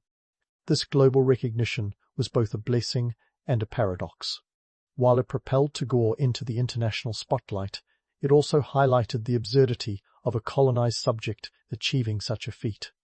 It was a bit like finding out your prized watch was a cheap knockoff, impressive yet unsettling when you think about the implications. Tagore's poetry, while celebrated, was also a critique of the very system that feted him. It was a reminder that India's cultural richness could not be quashed by colonial rule, however much the British might try. Tagore's relationship with the British Empire was a complex tango. He admired aspects of Western culture and education, but was no fan of the political and economic stranglehold the British maintained over India. This love-hate relationship reached its crescendo in 1919, following the horrific Jallianwala Bagh massacre, when British troops fired on a peaceful gathering in Amritsar, killing hundreds. The massacre was a brutal reminder that colonialism was as benevolent as a cat playing with a cornered mouse. In response, Tagore sent a letter to the Viceroy of India renouncing his knighthood. If returning honours were a Yelp review Tagore's would have read, "Great at first but went downhill fast, would not recommend," he wrote. "The time has come when badges of honour make our shame glaring in their incongruous context of humiliation." It was a bold move, a poetic middle finger to the empire, showing that some accolades were not worth the moral cost. This act was a watershed moment, demonstrating that his allegiance was to his conscience and his homeland, not the shiny trinkets bestowed by an oppressive regime. It cast a spotlight on the duality of embracing and challenging colonial influences, a theme that ran through his work like a defiant undercurrent. Tagore's decision was not just a personal stand, but a loud, public rejection of the colonial mindset, one that set a precedent for the burgeoning Indian independence movement. So, Tagore continued his journey, navigating the tricky waters of fame, colonial politics, and personal principles. His legacy was not just one of beautiful words, but of actions that spoke even louder. As the world turned, with the First World War and the subsequent geopolitical shifts, Tagore remained a voice for peace, harmony, and cultural synthesis.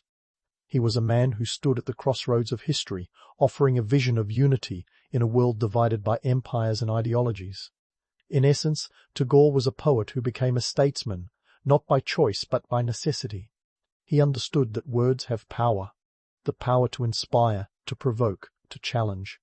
And while his life was full of accolades and achievements, it was his unwavering commitment to justice and humanity that truly set him apart. As we leave this chapter, Tagore's story is far from over. His influence would continue to ripple through the cultural and political landscapes of not just India, but the world.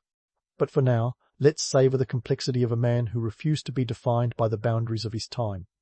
And so, with poetry as his passport and a suitcase full of cultural critiques, Rabindranath Tagore embarked on a series of global escapades that would have made Marco Polo look like a homebody.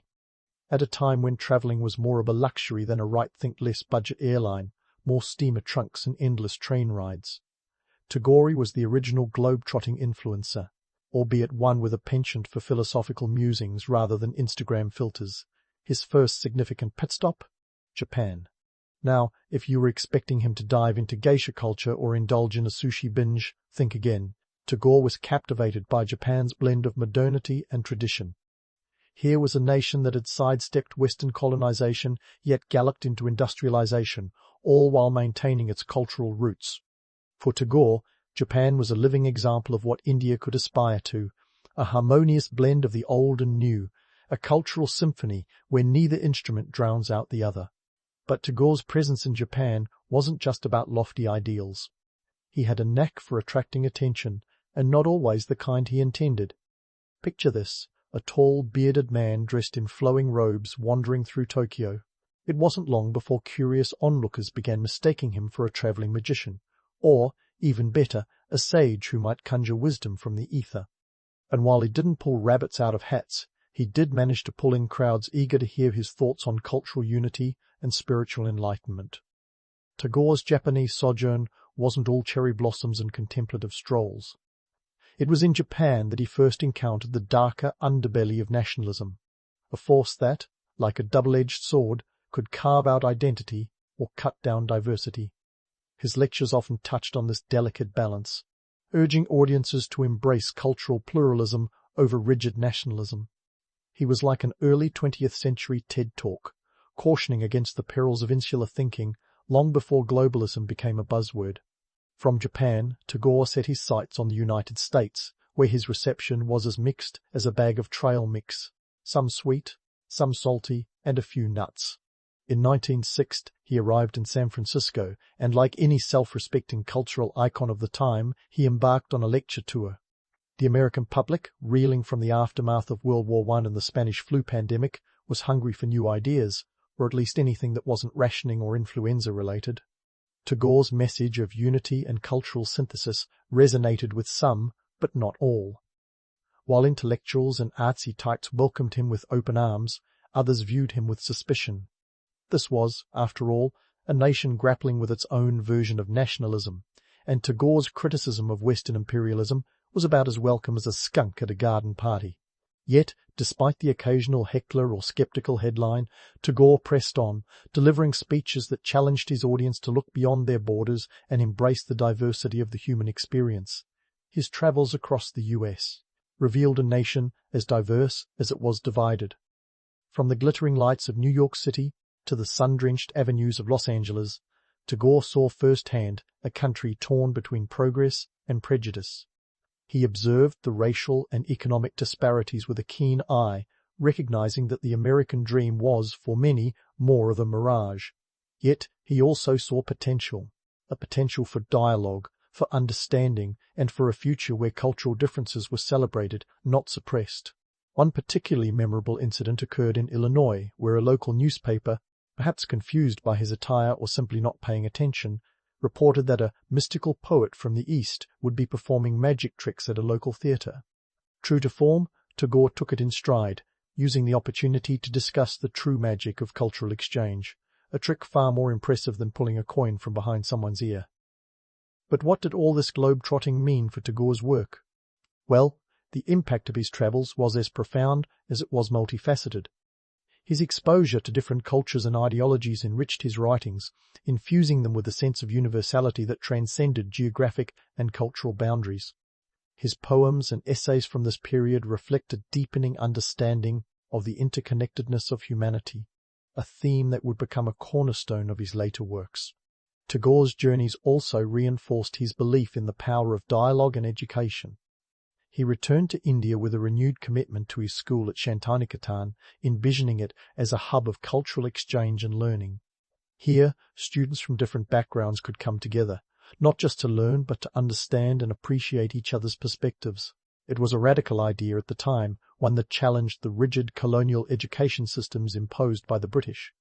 In essence, Tagore's travels were more than just a series of geographical jaunts. They were a crucible for his ideas and ideals.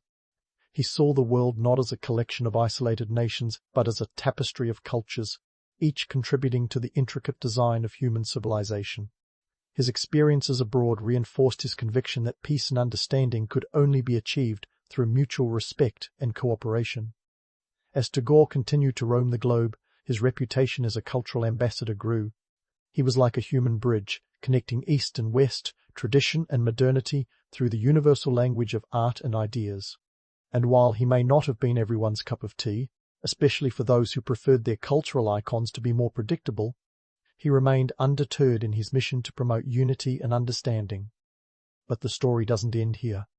Tagore's journey was far from over, and his influence would continue to ripple through the cultural and political landscapes of not just India, but the world. As we pause this chapter, we leave Tagore on the cusp of new adventures, ready to challenge conventions and inspire generations. Stay tuned, because the next leg of Tagore's journey promises more intrigue, more insight, and perhaps a few more mistaken identities along the way. With the ink barely dry on his global adventures, Rabindranath Tagore returned to his homeland with a renewed sense of purpose, ready to unleash his next grand endeavour, Visva Bharati University. Founded in 1921 in the sleepy town of Santiniketan, this wasn't just any educational institution. Oh no, Tagore had grand plans, a cross-cultural utopia where learning wasn't just about acing exams, but was a journey of the soul. Tagore envisioned Visva Bharati as a place where the best of Eastern and Western philosophies could shake hands and do a little dance. Think of it as the educational equivalent of fusion cuisine. Except instead of mixing French and Thai, it was Tagore mixing Upanishads with Aristotle. His goal was nothing short of revolutionary. He wanted education to be the bridge to global harmony, connecting dots across cultural divides and turning students into citizens of the world. But let's not get carried away on a cloud of idealism just yet. While Tagore's vision was as idyllic as a Monet painting, the execution was more like a Picasso complex, fragmented and occasionally bewildering. Starting with the fact that funding the university was less like pulling money out of thin air and more like squeezing water from a stone. Tagore had to juggle finances with the grace of a circus performer, often dipping into his own Nobel Prize winnings and relying on donations from wealthy patrons to keep the dream alive. Then there were the students, a motley crew of eager minds who didn't always see eye to eye with Tagore's methods. You see, traditional education in colonial India was a regimented affair. Think rows of desks, rote learning, and exams that could make even the bravest quiver. Tagore, however, tossed the rule-book out the window. Classes were held under the open sky, and the curriculum was as free-flowing as a river in monsoon. Subjects spanned the arts, literature, science, and philosophy, with a dash of cultural activities thrown in for good measure. This unconventional approach was both the university's charm and its Achilles heel. For every student who thrived in the creative chaos, there was another who longed for the structure of a traditional classroom.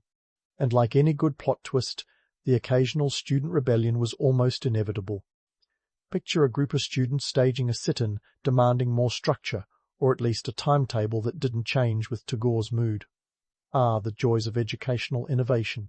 Yet, these challenges didn't deter Tagore. Ever the idealist, he believed that an education steeped in creativity and critical thinking was the antidote to the rote learning that plagued India's colonial education system. He saw Visva Bharati as a beacon of hope, a place where East met West, not in conflict, but in conversation. And while the road was rocky, the university slowly began to attract scholars and thinkers from around the globe, each bringing their own flavour to the intellectual melting pot. But let's zoom out for a moment. Why did this matter, you ask? Well, Tagore was building more than a university. He was crafting a microcosm of the world he hoped to see, a place where borders were blurred, ideas flowed freely, and humanity took precedence over nationality. It was a bold vision, one that pushed against the tide of nationalism and colonialism that gripped the world. In an era when nations were more interested in drawing lines than crossing them, Tagore's dream was a defiant stand for unity. Of course, reality had a way of complicating things. The economic context of post-World War I India was as turbulent as a monsoon storm. The British Raj was tightening its grip on the subcontinent, and the struggle for independence was gaining momentum. Funding woes were compounded by political pressures as the colonial government eyed Visva Bharati with suspicion, wary of any institution that encouraged free thought and cultural exchange. But Tagore wasn't one to back down from a challenge. Like a sailor steering through a tempest, he navigated these choppy waters with tenacity and a touch of poetic flair. He continued to champion the university, using his international connections and reputation to drum up support and keep the wheels turning. It was a testament to his unwavering belief in the power of education to transform society. As the years rolled on, Visva Bharati became a sanctuary for those seeking a different kind of learning. It was a place where the arts flourished alongside the sciences, where students were encouraged to question, explore, and create. It was, in many ways, a reflection of Tagore himself, a blend of tradition and modernity, rooted in the past but reaching for the future. But let's not sugarcoat things. The road was fraught with challenges, and the path to global harmony was as elusive as the Holy Grail. There were times when the university teetered on the brink of financial collapse, and disagreements over its direction threatened to unravel the very fabric of Tagore's dream. Yet, through it all, Tagore remained a steadfast advocate for his vision, convinced that the pursuit of knowledge was the key to a brighter, more connected world. As we pause this chapter, we leave Tagore in the midst of his educational experiment, a man determined to reshape the way the world learned and connected. His story is far from over, and the challenges he faced were just as formidable as the ideals he championed.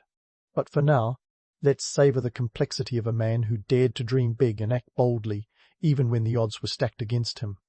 Stay tuned, because the next part of Tagore's journey promises more twists, turns, and a few more lessons in the art of balancing dreams with reality. And just like that, on the back of an audacious dream, Rabindranath Tagore propelled forward, leaving behind a legacy that would resonate long after his time, a legacy that continues to ripple through the world of literature, music, and education, like the aftermath of a well-aimed pebble in a pond. Tagore's influence is as undeniable as it is multifaceted, weaving its way into the very fabric of global culture, much like the vibrant threads of a Bengali tapestry. Let's start with literature. Tagore's words have traversed the globe, translated into numerous languages, and become a staple in the literary diets of readers far and wide. His works, from the introspective Gitanjali to the narrative sweep of The Home and the World, have inspired countless writers and poets. His unique ability to blend the spiritual with the everyday, the philosophical with the tangible, has left an indelible mark on the literary landscape. Take, for instance, his influence on the Chilean poet Pablo Neruda, who found in Tagore's verses a kindred spirit, a fellow traveller in the realms of poetic exploration. Yet, Tagore's literary legacy isn't just about the highbrow accolades and dusty bookshelves. His work speaks to the universal human experience, a reflection on love, identity, and the perennial quest for meaning. It's like finding a letter from a long-lost friend, a reminder that across time and space the human heart beats to similar rhythms. In this way, Tagore transcends the confines of his era, offering insights that are as relevant today as they were over a century ago. But let's not forget about music.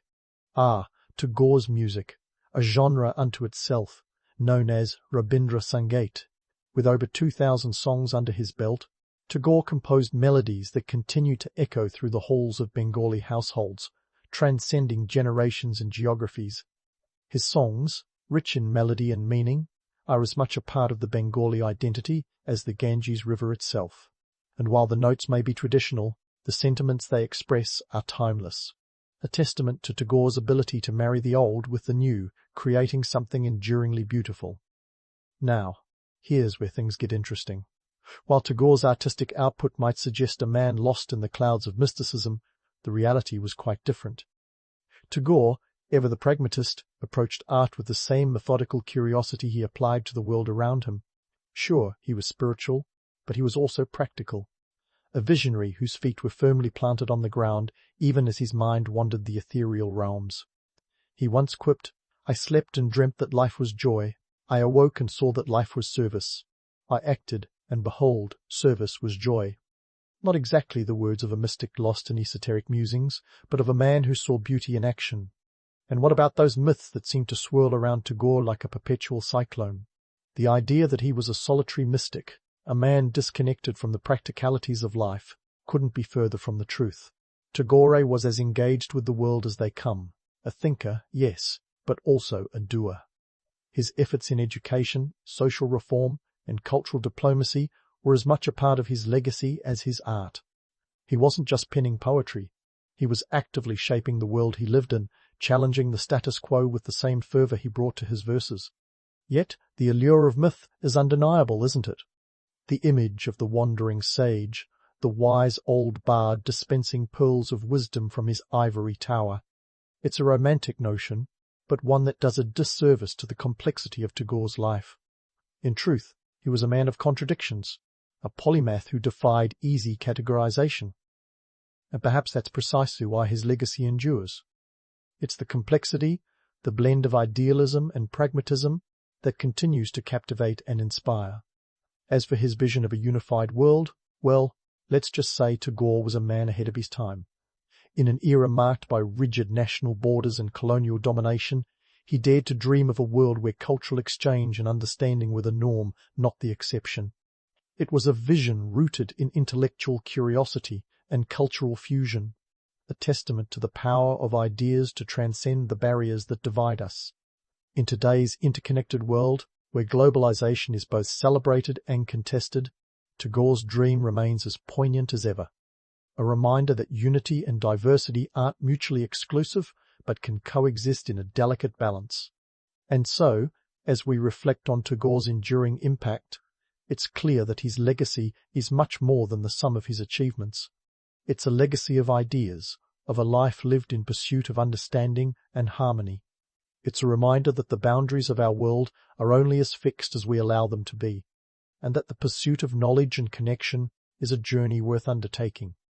In the end, Tagore's story is one of cultural fusion and intellectual curiosity, a testament to the power of art and education to break down walls and build bridges. It's a story that continues to evolve, as relevant today as it was in his time. And as we close this chapter, we do so with the understanding that Tagore's journey is far from over, for his ideas and ideals continue to inspire those who seek a world where harmony and diversity go hand in hand. So, here's to Rabindranath Tagore, poet, philosopher, and perpetual seeker of truth. May his legacy continue to light the way for generations to come. The sun's barely peeking over the towering ziggurats of Nineveh, and you're already blinking your eyes open, ready to dive into the daily grind of 7th century BC Assyria. Get ready to swing your feet off the tightly woven reed mat you call a bed. You're an Assyrian weaver, and this city. It's the bustling nerve center of the empire, a place where threads of politics, economics, and culture are woven as tightly as the intricate textiles you produce. Now, let's talk about your morning routine. Forget the luxury of a leisurely breakfast. You're munching on a quick flatbread, maybe with a drizzle of honey if it's a good day. But don't get too comfortable. There's a loom waiting for you, and it's not going to weave itself. Today, you're not just crafting fabric, you're tying together the economic tapestry of an empire that spans from the Mediterranean to the Persian Gulf. Textiles are hot property in the Assyrian economy, traded like ancient Bitcoin across territories. You're not just crafting cloth, you're minting currency with every warp and weft. And speaking of currency, let's talk numbers. Imagine this, a single piece of premium Assyrian cloth could fetch as much as 10 shekels. In today's cash that might not sound like much, but back then it could buy you a couple of sheep, or even a slave livestock, or human, your choice. The textile trade is no side hustle. It's a critical artery in the empire's economic circulatory system, pumping wealth through its veins and keeping the heart of Assyria beating strong. Your day as a weaver isn't just about churning out textiles. It's about craftsmanship and social mobility. In a world where status is often woven into your attire, you hold the power to elevate a mere mortal to the status of a demigod, at least in terms of fashion. The elites of Assyria love to flaunt their wealth, and what better way than with intricately patterned robes that shout, "I've got money and I'm not afraid to show it." But let's not get carried away by the glamour of it all. The reality is, weaving is labor-intensive, back-breaking work. You're hunched over the loom for hours, fingers dancing deftly to avoid the repetitive strain that leaves older weavers with hands like gnarled branches. It's a job that demands precision and patience, two commodities that are always in short supply. And yet, despite the grind, there's something about the rhythmic clack of the loom that's almost meditative. It's a dance you know well, a silent symphony conducted by your skilled hands. Now, don't be fooled by the romantic notion of weaving as an art form. Sure, there's beauty in it, but it's also a cutthroat business. You're competing with other weavers, all vying for the favor of merchants and nobles. It's survival of the fittest, or rather, the most dexterous. And while the myth of the solitary artisan toiling away in noble poverty is appealing, the truth is you're part of a highly organized industry. Weaving guilds regulate quality and prices, ensuring that your hard work isn't undercut by an influx of shoddy imports or unscrupulous traders. Stepping outside your home, you're greeted by the cacophony of Nineveh's bustling streets. The air's thick with the smell of spices and the chatter of merchants hawking their goods. It's a sensory overload, but one you're used to.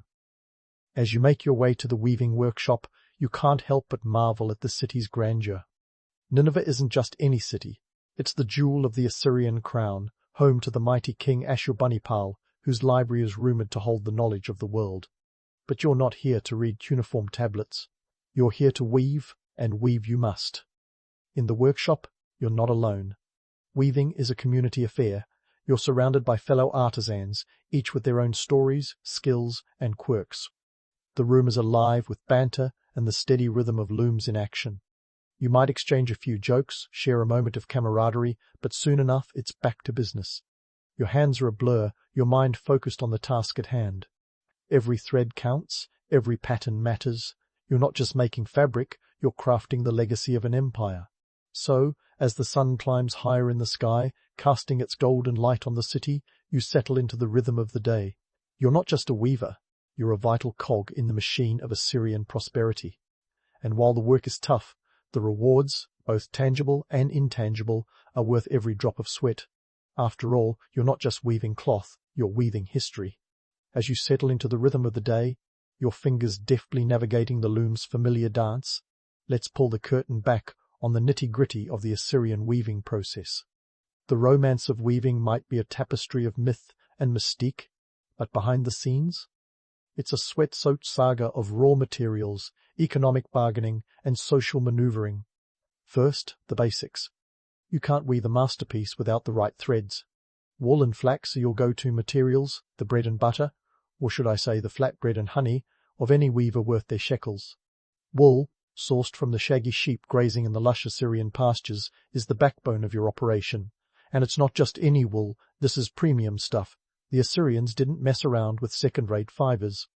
They wanted the kind of wool that whispers luxury and longevity with every thread. Quality control wasn't just a modern invention. These folks were serious about their fabric game. Now, flax, a whole different beast. It's the plant-based alternative, the vegan option of the ancient textile world. Growing flax is no simple task. It requires fertile soil, plenty of water, and an ungodly amount of patience. But once harvested, it transforms into linen, a fabric so fine that even the gods would be tempted to swap their celestial robes. Linen was the fabric of choice for the Assyrian elite, a status symbol woven into their very identity. You, as a weaver, are the artisan behind this luxury, transforming humble plants into threads of power and prestige. The loom, your trusty companion, is more than just a wooden frame. In Assyria, looms were vertical, standing tall like sentinels of craftsmanship. You'd weave using the warp-weighted technique, a setup where the warp threads hang down, weighted at the bottom by clay or stone weights. This method, although ancient, allowed for incredible precision and complexity in patterns. Imagine weaving with gravity on your side, every thread meticulously guided by your steady hand. And the patterns?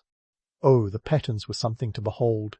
Geometric designs, intricate motifs, and the occasional depiction of Assyrian mythology, all woven with the kind of detail that would make a modern-day graphic designer weep with envy.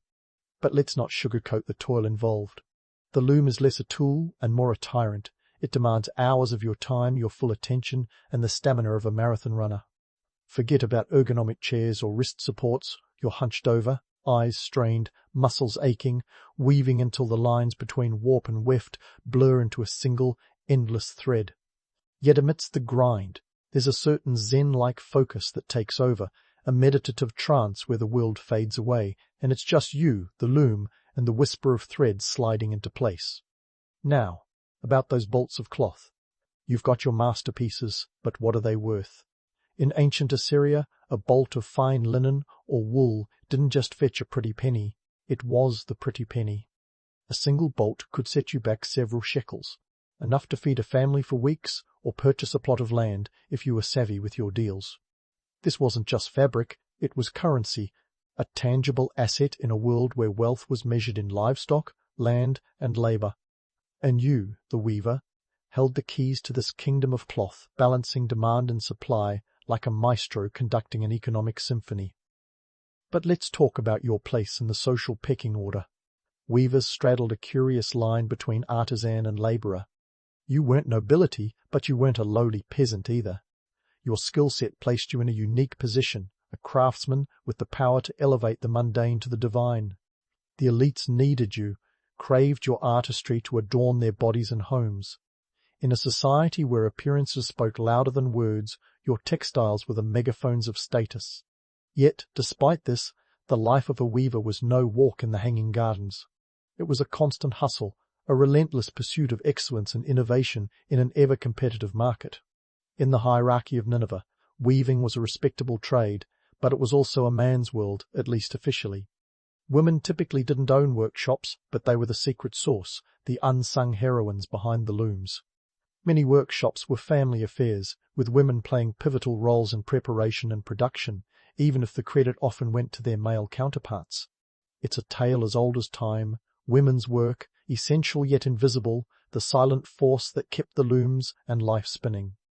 Economically, weaving was woven into the very fabric of Assyrian society. Merchants and traders relied on your goods to fill their caravans, traversing the empire and beyond, hawking Assyrian textiles as far as Egypt and Anatolia. Your cloth was part of a grand economic tapestry, stretching across continents, binding cultures and economies in a shared thread of commerce. In this vast trade network, your work became an ambassador of sorts, a cultural emissary bearing the signature of Assyrian craftsmanship. So, as you toil away, transforming raw fiber into threads of commerce and culture, remember this: you're not just weaving cloth, you're spinning the story of an empire, thread by thread, bolt by bolt. The loom may be your stage, but the world is your audience, and every piece you create is a line in the grand narrative of Assyrian prosperity. Pretty epic for what some might call a day job, wouldn't you say? Keep those fingers nimble and that mind sharp. History's got its eye on you. Speaking of epic, let's pivot to the political landscape of the Assyrian Empire. It's a grand stage, and Nineveh is the glittering crown jewel of this ancient superpower. We're talking about a city that's more than just bricks and mortar. It's a living, breathing symbol of imperial might, a metropolis that would make even modern megacities look like sleepy hamlets. And at the helm? None other than Ashurbanipal, a king whose reputation was as gilded as the city itself, though not without its darker threads. Ashurbanipal, the last great king of the Neo-Assyrian Empire, ruled from 628 to 627 BC. Picture him as a kind of ancient Renaissance man, if Renaissance men were also fearsome warriors. He wasn't just about conquering lands and collecting taxes. He was a scholar, an avid collector of knowledge, and a man who could probably recite the Epic of Gilgamesh in his sleep. His library, the famed Library of Ashurbanipal, was the ancient equivalent of the Library of Congress, a treasure trove of cuneiform tablets housing vast swathes of knowledge. But let's not get too carried away with the romantic notion of a bookish king. Ashurbanipal was also a shrewd ruler, and under his reign Assyria flexed its muscles across the Near East. Now, how does this royal powerhouse affect your life as a weaver? Well, Ashurbanipal's empire was a sprawling beast, and its policies had tentacles that reached into every corner of daily life. The Assyrian Empire wasn't just about military conquest, it was an economic juggernaut, and textiles were one of its key exports. The empire's trade routes were its lifeblood, stretching from the Mediterranean to the Persian Gulf. These weren't just dusty tracks, but the ancient world's silk roads, bustling with goods, ideas, and yes, your textiles. The Assyrian military might ensure these routes were safe, well, safer than a stroll through a lion's den. Armed escorts protected caravans from bandits and rival states, ensuring that your woven masterpieces could travel far and wide. A bolt of your fine linen might make its way to the markets of Babylon, or even as far as Egypt, where it would fetch a handsome sum. Trade was diplomacy in action, and textiles were the empire's ambassadors, soft power in the form of soft fabric. But let's not gloss over the gritty reality behind this trade empire. The Assyrians were masterful in their control of raw materials, and they didn't leave much to chance. The empire's reach extended to the source of these precious resources, from the fertile pastures producing premium wool to the flax fields requiring the empire's agricultural prowess. Control the raw materials, control the trade, and by extension control the world, or at least a hefty chunk of it. This control wasn't just about economics, it was a geopolitical chess game, with textiles as one of the pieces on the board. The Assyrian Empire's influence was like a spider's web, each thread a connection to a city-state or a kingdom. Alliances and vassal states weren't just maintained through military might, but also through the exchange of gifts and goods.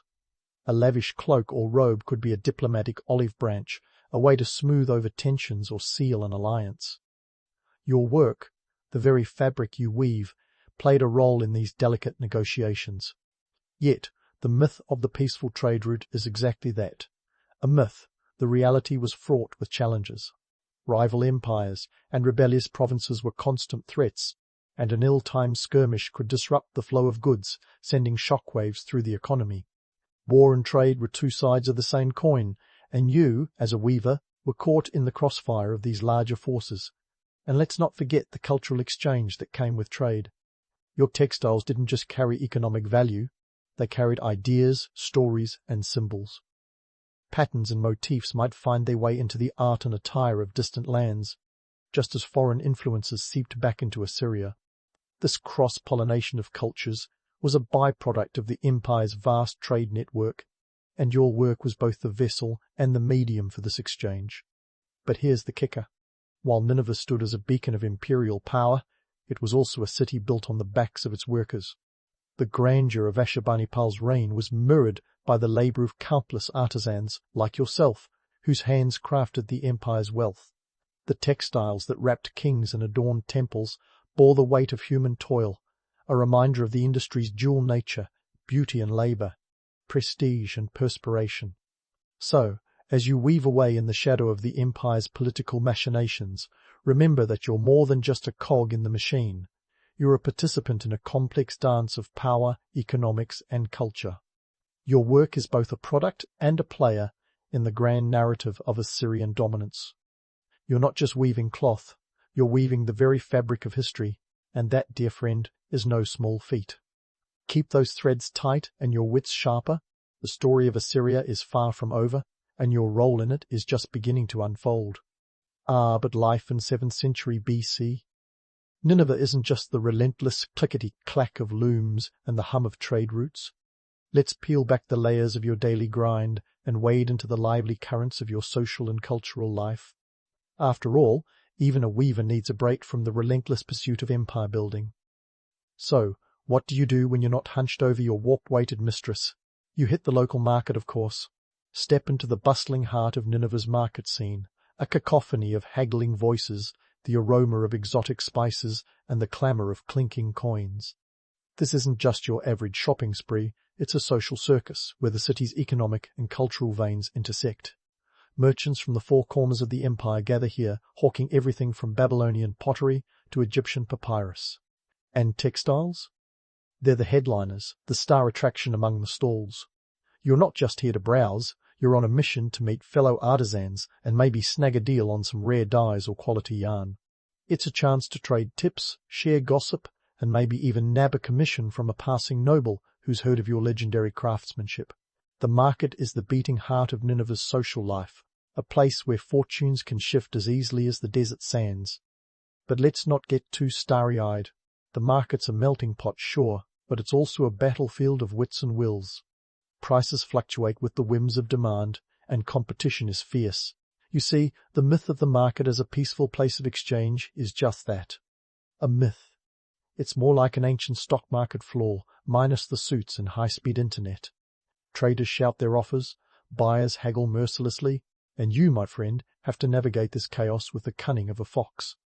And what about social mobility? There's a romantic idea that a shrewd trader could rise from rags to riches with a single savvy transaction. In reality, it's a steep climb. Sure, a lucky break could boost your status, but the odds are about as favourable as winning a chariot race with a three-legged horse. The social ladder in Assyria is more like a tightly guarded ziggurat, with each rung fiercely protected by those perched above. Yet, the market is where dreams of upward mobility simmer. Here, You can witness the ebb and flow of power, the subtle shifts that hint at larger societal changes. You might spot a merchant rubbing elbows with a scribe or a priest exchanging pleasantries with a craftsman. These interactions, though seemingly mundane, are the threads that weave the complex social fabric of Nineveh. Speaking of fabric, let's not forget the role textiles play in the grand tapestry of religion and culture. In Assyria, clothing is more than mere protection from the elements. It's a statement, a badge of identity, and often a tribute to the divine. Textiles feature prominently in religious rituals, draping altars and adorning statues. The gods themselves, if you were to believe the myths, prefer nothing less than the finest Assyrian linen. Imagine the temple of Ishtar, goddess of love and war, resplendent in its textile finery. The priests decked out in robes so intricate they'd make a modern fashionista weep. These garments aren't just for show. They're imbued with symbolic meanings, each pattern and colour chosen to appease the divine and convey reverence. Your skill as a weaver contributes to the sacred dialogue, crafting pieces that might just catch a god's eye, or at least the eye of their earthly representatives. But let's not sugarcoat the reality. While the elite strut in their luxurious drapery, the everyday Assyrian might be lucky to own a single decent outfit. The notion that everyone walks around cloaked in opulence is as fanciful as a utopian dream. For most, garments are practical, modest affairs, worn until they're threadbare. Yet, even the simplest tunic bears the mark of your craft, a testament to the pervasive influence of textiles in every layer of society. Now, let's talk myths versus realities of social mobility in this grand tapestry of life. The tales of paupers rising to power are as old as time and just as misleading. Sure, there are stories of enterprising souls who clawed their way up the social ladder, but for most, the path to prominence is as tangled as a knotted skein of yarn. The reality is that social mobility is limited, constrained by the rigid structures of an empire that values stability over change. Yet, don't lose hope entirely. The market is a microcosm of possibility, a place where ambition and opportunity dance a delicate pas de deux. It's here that you can glimpse the potential for change, however slight, and the role textiles play in this intricate ballet. From the humble fabric seller to the wealthy merchant, each player in the market contributes to the dynamic, ever-shifting story of Nineveh. And let's not forget the role of textiles in cultural rituals. In Assyria, garments aren't just for covering bodies, they're for telling stories, marking milestones, and celebrating life's passages. Births, marriages, and deaths all have their associated textiles, each piece woven with care and significance. These rituals weave the community together, creating a shared narrative that binds you to your fellow Assyrians, transcending the mundane grind of daily life. In the end, while the loom may be your livelihood, the market and the rituals offer a respite, a chance to connect, reflect, and participate in the grand saga of Assyrian society. You, the weaver, are not just an artisan, but a vital thread in the social and cultural fabric of the empire. Your work, your presence, and your interactions all contribute to the rich tapestry of life in Nineveh, a tapestry as intricate and enduring as the textiles you create. So, keep weaving, keep trading, and keep dreaming, because history is being spun in the warp and weft of your daily life. And who knows? Maybe one day your name will be whispered in the bustling market stalls as a legend in your own right, a master weaver whose legacy endures through the ages. Now, that's something worth weaving for, don't you think? As the sun dips below the horizon, casting its last golden rays over the city of Nineveh, you find yourself reflecting on the legacy of your craft. Weaving isn't just a job, it's a tradition, a thread that connects you to generations past and future. In the cool evening air, let's unravel how the innovations and styles you perfect today will ripple through time, influencing civilizations yet to rise. First off, the artistry you're perfecting at the loom isn't just for show. Those intricate patterns and vibrant colors, they're the ancient world's version of a brand logo. Assyrian textiles were renowned for their quality and complexity, setting a standard that other cultures aspired to. Those geometric motifs and mythical depictions you painstakingly weave aren't just decorative. They're cultural signatures, markers of identity that say, "This is Assyrian, and it's the best you'll find." Fast forward a few centuries, and you'll find echoes of your work in the textiles of the Persian Empire, a powerhouse that succeeded Assyria. The Persians didn't just conquer territory, they absorbed and adapted the best of what they found, including your weaving techniques. Those Assyrian-inspired designs will make their way into Persian robes, becoming symbols of power and sophistication. Your craft, my friend, is the silent ambassador of Assyrian culture, influencing fashion trends long after the last brick of Nineveh has crumbled. But let's not get too misty-eyed about this legacy. While the myth of the lone, inspired artisan is appealing, the reality is that weaving is a collaborative, industrial endeavor. You and your fellow weavers are part of a well-oiled machine, a network that ensures high standards and pushes innovation. The Assyrian approach to textiles, meticulous quality control, organized guilds, and strategic trade routes sets a template that future empires will follow. From the Roman Empire to the Byzantine weaving workshops, the industrial mindset you operate within today will echo through the corridors of history. And what about the materials you use? Wool and linen are your bread and butter, but the Assyrians weren't averse to a little experimentation. Your society's ability to adapt and incorporate new materials, like cotton from India or silk from distant China, demonstrates an openness that other cultures will later emulate. This willingness to innovate, to blend tradition with novelty, is a hallmark of successful civilizations, and it starts with artisans like you. Now, let's talk economics. The Assyrian Empire was a trade juggernaut, and textiles were its crown jewel. What you're weaving isn't just fabric, it's currency, a commodity that circulated through the ancient world like a precursor to the Silk Road. The trade networks you're part of today lay the groundwork for future economic systems, where textiles remain a linchpin of commerce. When the Romans later developed their own expansive trade routes, they're following a pattern your society helped establish. The empire might fall, but the economic principles it pioneers endure. But let's not sugarcoat the harsh realities behind these achievements. The romantic vision of a golden age of trade and prosperity often glosses over the grueling labor, the exploitation, and the inequities that underpin it all. Your work as a weaver is demanding, often leaving you with little more than tired hands and a sore back. And those luxurious textiles? They're status symbols for the elite, while the average Assyrian might never afford such finery. The myth of universal prosperity is just that, a myth. Yet, this tension between myth and reality is precisely what makes history so compelling. Humans have always spun tales to make sense of their world, embellishing the past with elements of fantasy. It's a coping mechanism, a way to find meaning in the chaos.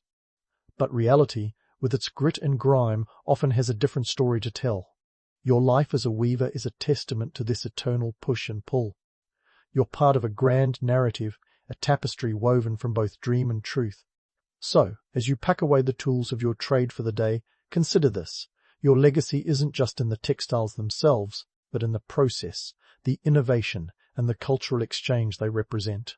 You, the Assyrian weaver, are more than a craftsman. You're a pioneer, setting the stage for future generations to build upon. Your work, though rooted in the past, transcends time, threading its way through the fabric of history with lasting impact.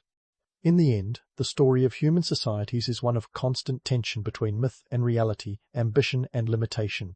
We strive for greatness, often weaving myths to cloak the harsher truths. Yet, it's in this struggle that we find the essence of our shared humanity. Your story, your craft, is a microcosm of this eternal dance, a dance that continues across millennia as civilizations rise and fall, leaving behind a legacy as rich and intricate as the textiles that once defined them. And so, dear friend, as you lay your weary head on that tightly woven reed mat, know that your place in history is secure. You're not just a weaver of fabric, but a weaver of stories, of legacies, and of the enduring human spirit.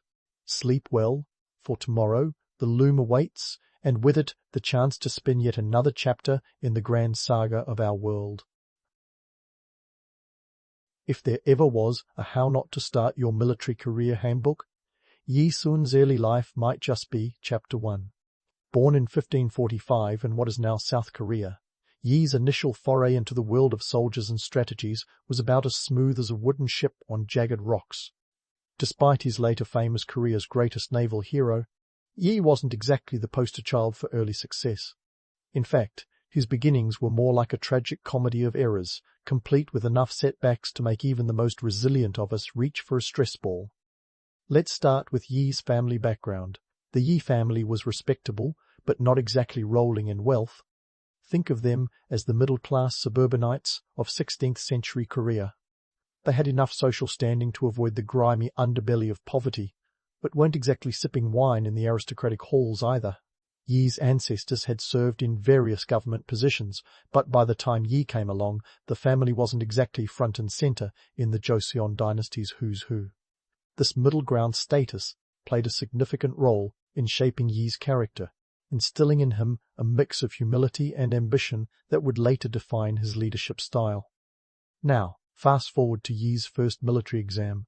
It was the 16th century Korean equivalent of the SATs, only with more swordplay and less math.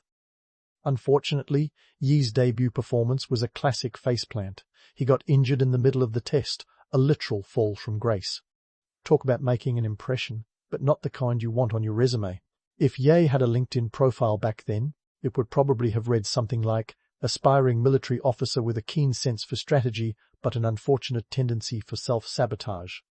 Despite the rocky start, Ye wasn't one to be deterred. He picked himself up, quite literally, and gave it another shot. The second attempt went better, and he finally secured a position, albeit a modest one. His early career wasn't exactly the starting point of legends.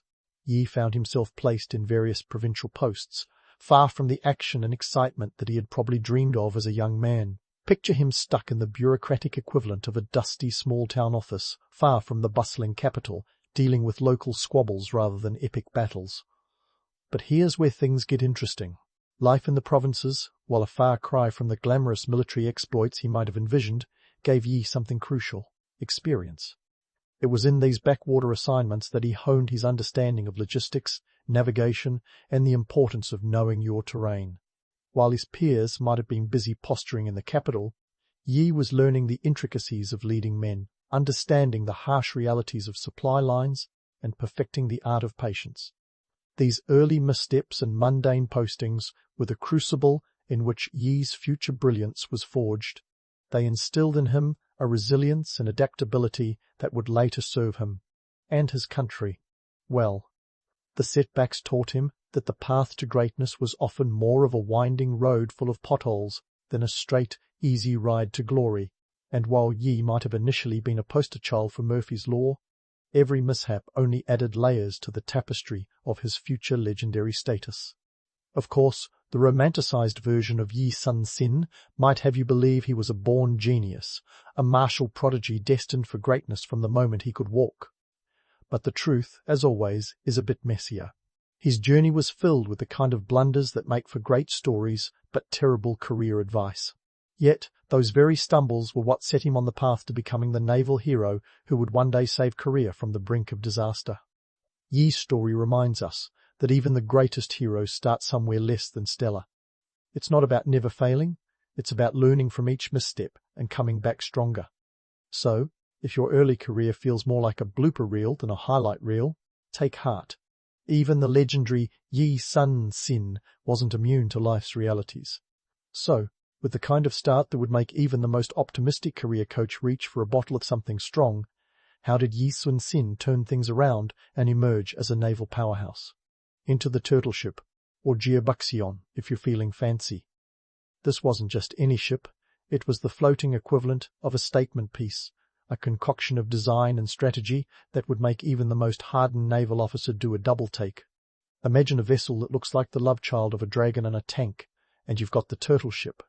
But before we wax too poetic about its supposed invincibility, let's get down to brass tacks or iron spikes in this case.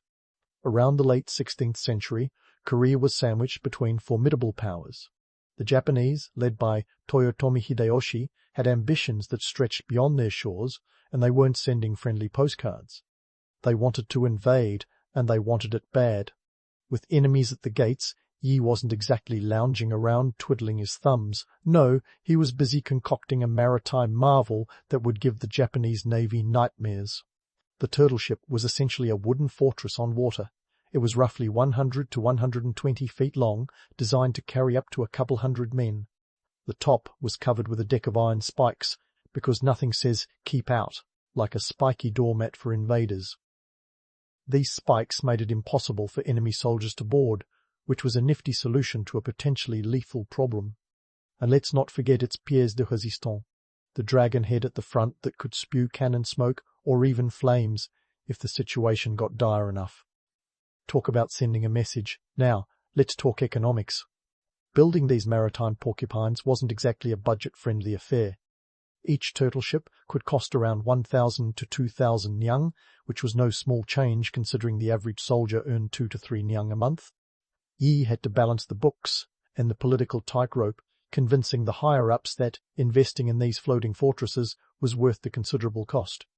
It was like pitching a startup idea in Silicon Valley, except instead of digital innovation, you had iron spikes and cannonballs.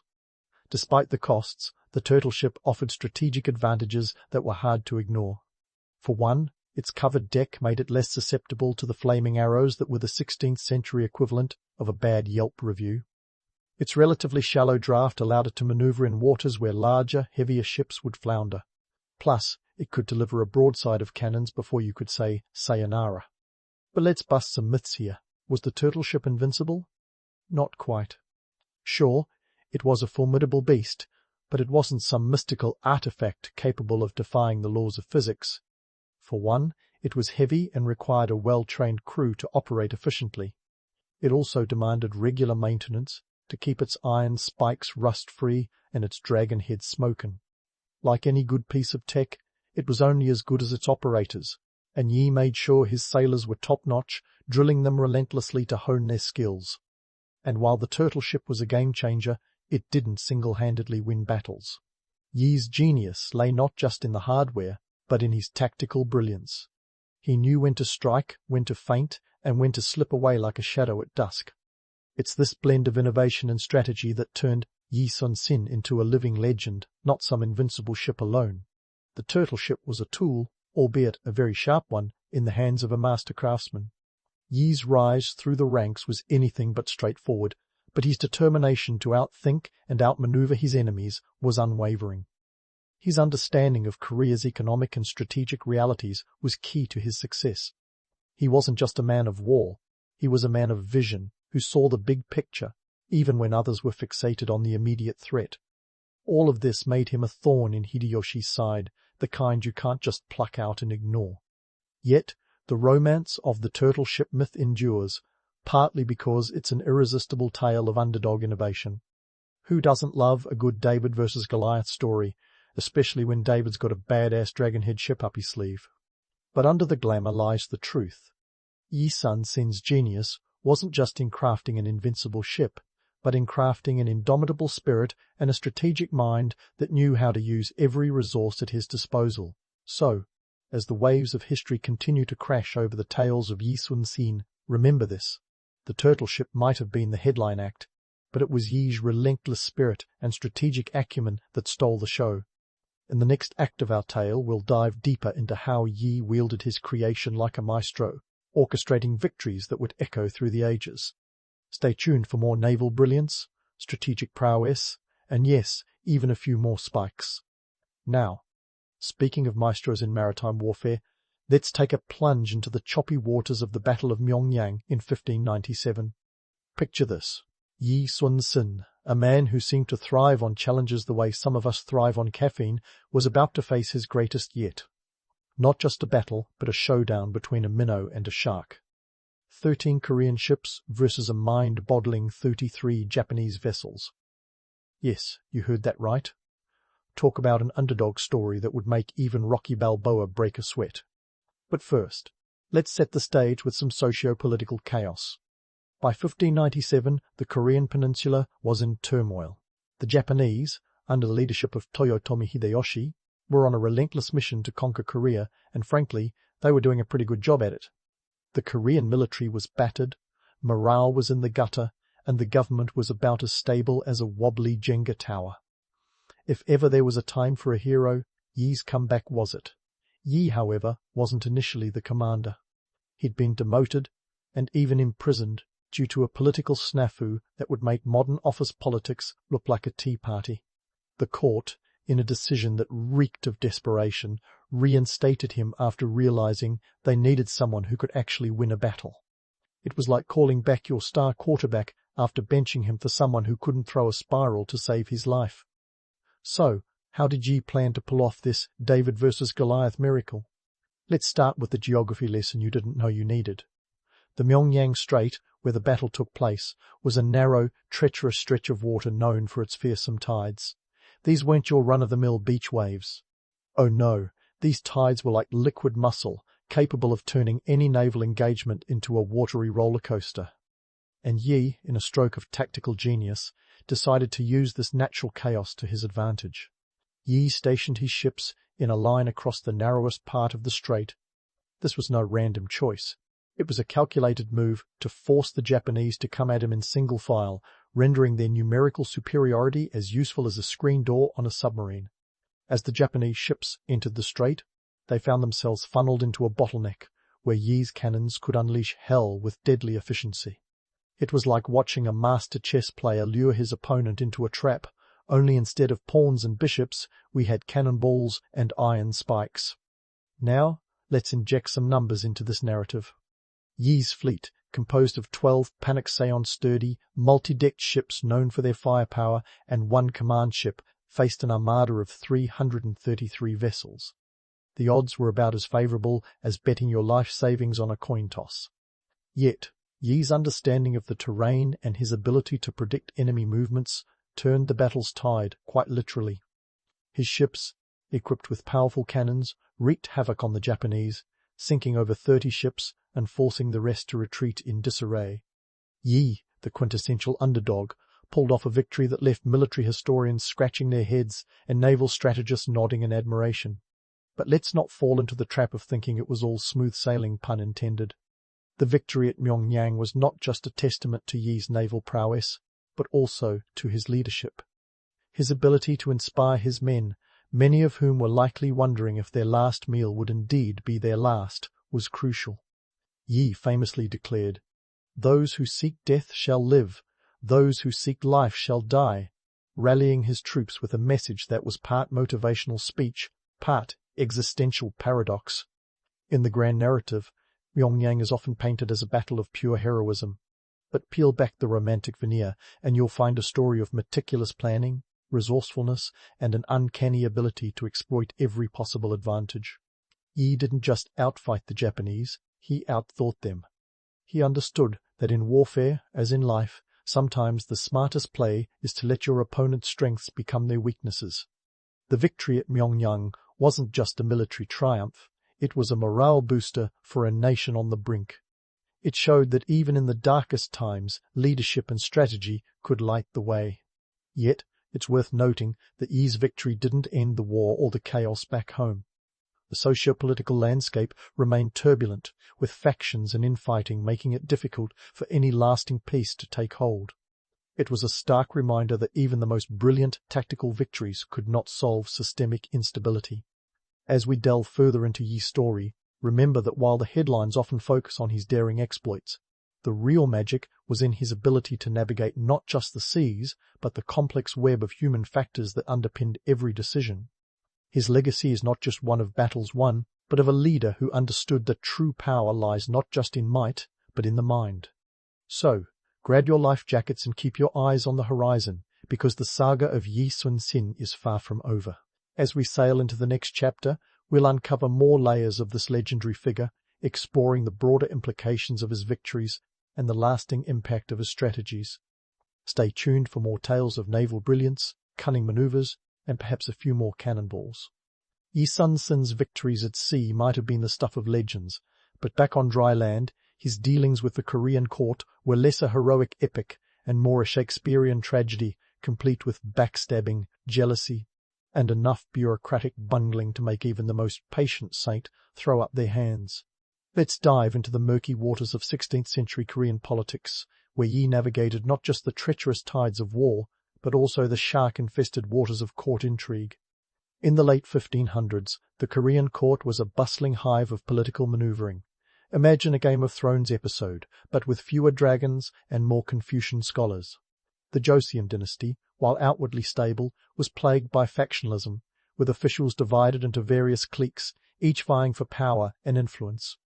These factions weren't just debating the quality of tea leaves, mind you, they were engaged in a high-stakes game where careers and sometimes lives were on the line.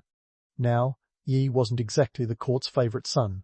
Despite his undeniable skills on the battlefield, he was often viewed with suspicion by the very people who should have been his staunchest supporters. Why? Because politics, dear listener, is often about perception rather than performance. Yi's rise through the ranks had ruffled feathers, especially among those who saw his successes as a threat to their own positions. His knack for winning battles was overshadowed by the simple fact that he wasn't one of them. He was an outsider in a world that thrived on insider connections. Yi's relationship with the court was complicated further by his steadfast principles. While others might have played the political game, Yi was more Gandalf than Littlefinger, honourable to a fault and unwilling to compromise his values for short-term gains. This didn't win him many friends among the political elite, who often saw his integrity as inflexibility. Yi was the kind of guy who believed in doing the right thing, even when it was the hard thing, and in a court where alliances were as fickle as the weather, his moral compass was both his greatest strength and his Achilles' heel. Case in point, the Imjin War, which saw the Japanese invasion of Korea from 1592. While Yi was busy defending the nation with his naval prowess, the court was a theatre of chaos. The king, Seonjo, was indecisive, often swayed by whichever faction had his ear at the time. This led to a series of blunders that would have been comical if they hadn't been so disastrous. For instance, instead of capitalizing on Yi's victories, the court often hesitated, bogged down by internal disputes and a lack of coherent strategy. And then there were Yi's political enemies, who were like the mosquitoes of the Joseon court, persistent, annoying, and always buzzing about. Chief among them was Wan Gyun, a rival officer who, despite a record of incompetence that would have gotten anyone else demoted to janitor, managed to maintain influence through sheer political savvy. Wan Gyun's animosity towards Yi was no secret. It was as public as a celebrity feud, with the stakes being national security rather than tabloid headlines. The friction between Yi and his rivals culminated in a series of events that almost cost Korea its greatest naval asset. In 1597, following a string of defeats suffered by Wan Gyun, Yi was accused of treason, a charge as absurd as it was serious. Yi's alleged crime? Refusing to engage in a battle he deemed suicidal, a decision based on tactics rather than cowardice. But in the twisted logic of court politics, this was spun as defiance, and Yi found himself imprisoned, stripped of his command, and even tortured. It was a classic case of shooting the messenger, except the messenger was the only one keeping the wolves at bay. Yi's demotion could have spelled disaster. With him sidelined, the Korean Navy suffered, culminating in the catastrophic Battle of Chilcholiang, where the fleet was all but annihilated under Wan Jun's less-than-stellar leadership. It was a debacle that underscored the court's folly, a self-inflicted wound that left the nation reeling. In a move that reeked of desperation, the court reinstated Yi, a decision akin to rehiring the pilot only after the plane had already crash-landed. But Yi's return was not a triumphant homecoming. It was more like being called back from retirement to clean up a mess that shouldn't have been made in the first place. With only a handful of ships at his disposal, Yi faced an uphill battle, yet his strategic genius shone through once again. The Battle of Myeongyang became his redemption, a testament not just to his naval acumen, but to his ability to rise above the pettiness of court politics. Yet, despite his victories, Yi remained a polarizing figure at court. His very existence was a reminder of the court's failures, a walking indictment of their inability to prioritize the nation's welfare over personal vendettas. Even after Myeongyang, Yi's position was precarious. The court was a circus of politicking, where decisions were often based on ego rather than expertise, and Yi, despite his indispensability, was always one political misstep away from disaster. It's easy to romanticize Yi as a lone hero battling against the odds, but the truth is more nuanced. Yi's story is a cautionary tale about the dangers of letting politics overshadow pragmatism, a narrative that resonates as much today as it did then. His relationship with the court was a delicate dance of diplomacy and defiance, where each decision had to be weighed against the backdrop of political reality. Yi's legacy is not just one of naval victories, but of navigating the treacherous currents of human ambition. As we sail further into Yi Sun Sin's tale, remember that his story is as much about the battles off the battlefield as it is about those on it. The court's intrigue, its missteps, and its eventual recognition of Yi's indispensable role offer a window into the complexities of leadership in times of crisis. So, as we prepare to dive deeper into the next chapter, keep your wits about you. The seas of history are full of surprises, and the story of Yi Sun Sin is far from over. Stay tuned as we explore how this legendary figure navigated the final stages of his remarkable journey with all its trials, triumphs, and turbulent tides. So, as we prepare to dive deeper into the next chapter, keep your wits about you.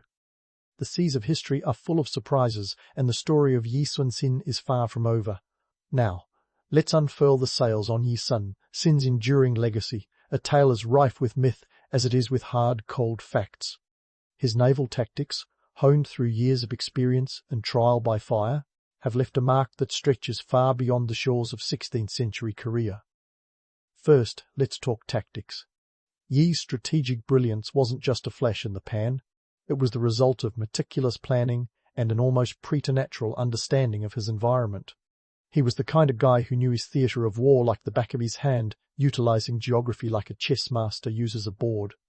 Consider the Battle of Myeongyang, where Yi turned the formidable tides into his personal bodyguard. His deployment in the narrow strait forced the Japanese into a single-file death march, as if he had installed a toll booth that only accepted cannonballs as payment. Modern military strategy often echoes this principle. Understand your terrain and make it work for you, not against you. Fast forward to today, and you'll find echoes of Yi's tactics in asymmetric warfare, where smaller forces use terrain and ingenuity to level the playing field against mightier foes. Think guerrilla warfare or the strategies employed in urban combat zones. Yi's ability to maximize limited resources is a lesson many a modern-day military strategist would do well to remember. After all, it's not the size of your fleet, but how you use it that counts. But let's not sugarcoat it. There's a reason Yi's life has been romanticized into legend. His story has all the ingredients of an epic. The underdog rising against impossible odds, the brilliant tactics that defy conventional logic, and the personal integrity that stands tall amidst political quagmire. It's no wonder that over the centuries, Yi's exploits have been polished into a near-mythical sheen, complete with the kind of embellishments that would make even a Hollywood scriptwriter blush. There's the tale of him constructing the turtle ship in a matter of days, when in reality it was a feat of engineering that took considerable time and resources. The truth, as always, is more nuanced. Yes, the turtle ship was a marvel, but it wasn't the invincible juggernaut of legend. It required constant maintenance, skilled crews, and strategic deployment to be truly effective. Yet, the allure of a miraculous weapon, like Excalibur or Thor's hammer, is simply too tantalizing to resist. Yi's life also offers a masterclass in leadership. His famous quote, "Those who seek death shall live, those who seek life shall die," wasn't just a rallying cry, it was a psychological masterstroke. It instilled a sense of invincibility in his men, a belief that transcended the physical limitations of their ships and numbers. Modern leaders, whether in military or corporate settings, can take a page from Yi's book. The ability to inspire and motivate, to turn fear into determination, is a timeless skill. While Yi was a legend, he was also a man, grounded in the gritty realities of his time. His victories didn't come from divine intervention, but from hard-earned experience and relentless preparation. He understood logistics like a quartermaster, ensuring his fleet was always battle-ready. His economic acumen meant he could stretch resources to their breaking point without snapping. These are lessons for any era. The devil is in the details, and success often hinges on the unglamorous work that happens behind the scenes. As we wrap up our journey through Yi Sun Sin's life, it's crucial to remember the dual nature of his legacy, the romanticized hero and the real tactician. One appeals to our love of larger-than-life narratives, while the other offers practical lessons in strategy and leadership. Both are essential to understanding why Yi's story continues to captivate and educate. In the end, Yi Sun Sin stands as a testament to the power of resilience and ingenuity. His life is a reminder that greatness isn't about never failing, it's about what you do after you stumble. It's about turning the tides, literally and figuratively, and making your mark on the world even when the odds are stacked against you. So, as you ponder the waves of history, remember Yi Sun Sin, the Admiral who mastered them all. And maybe, just maybe, his story will inspire you to chart your own course through the turbulent waters of life.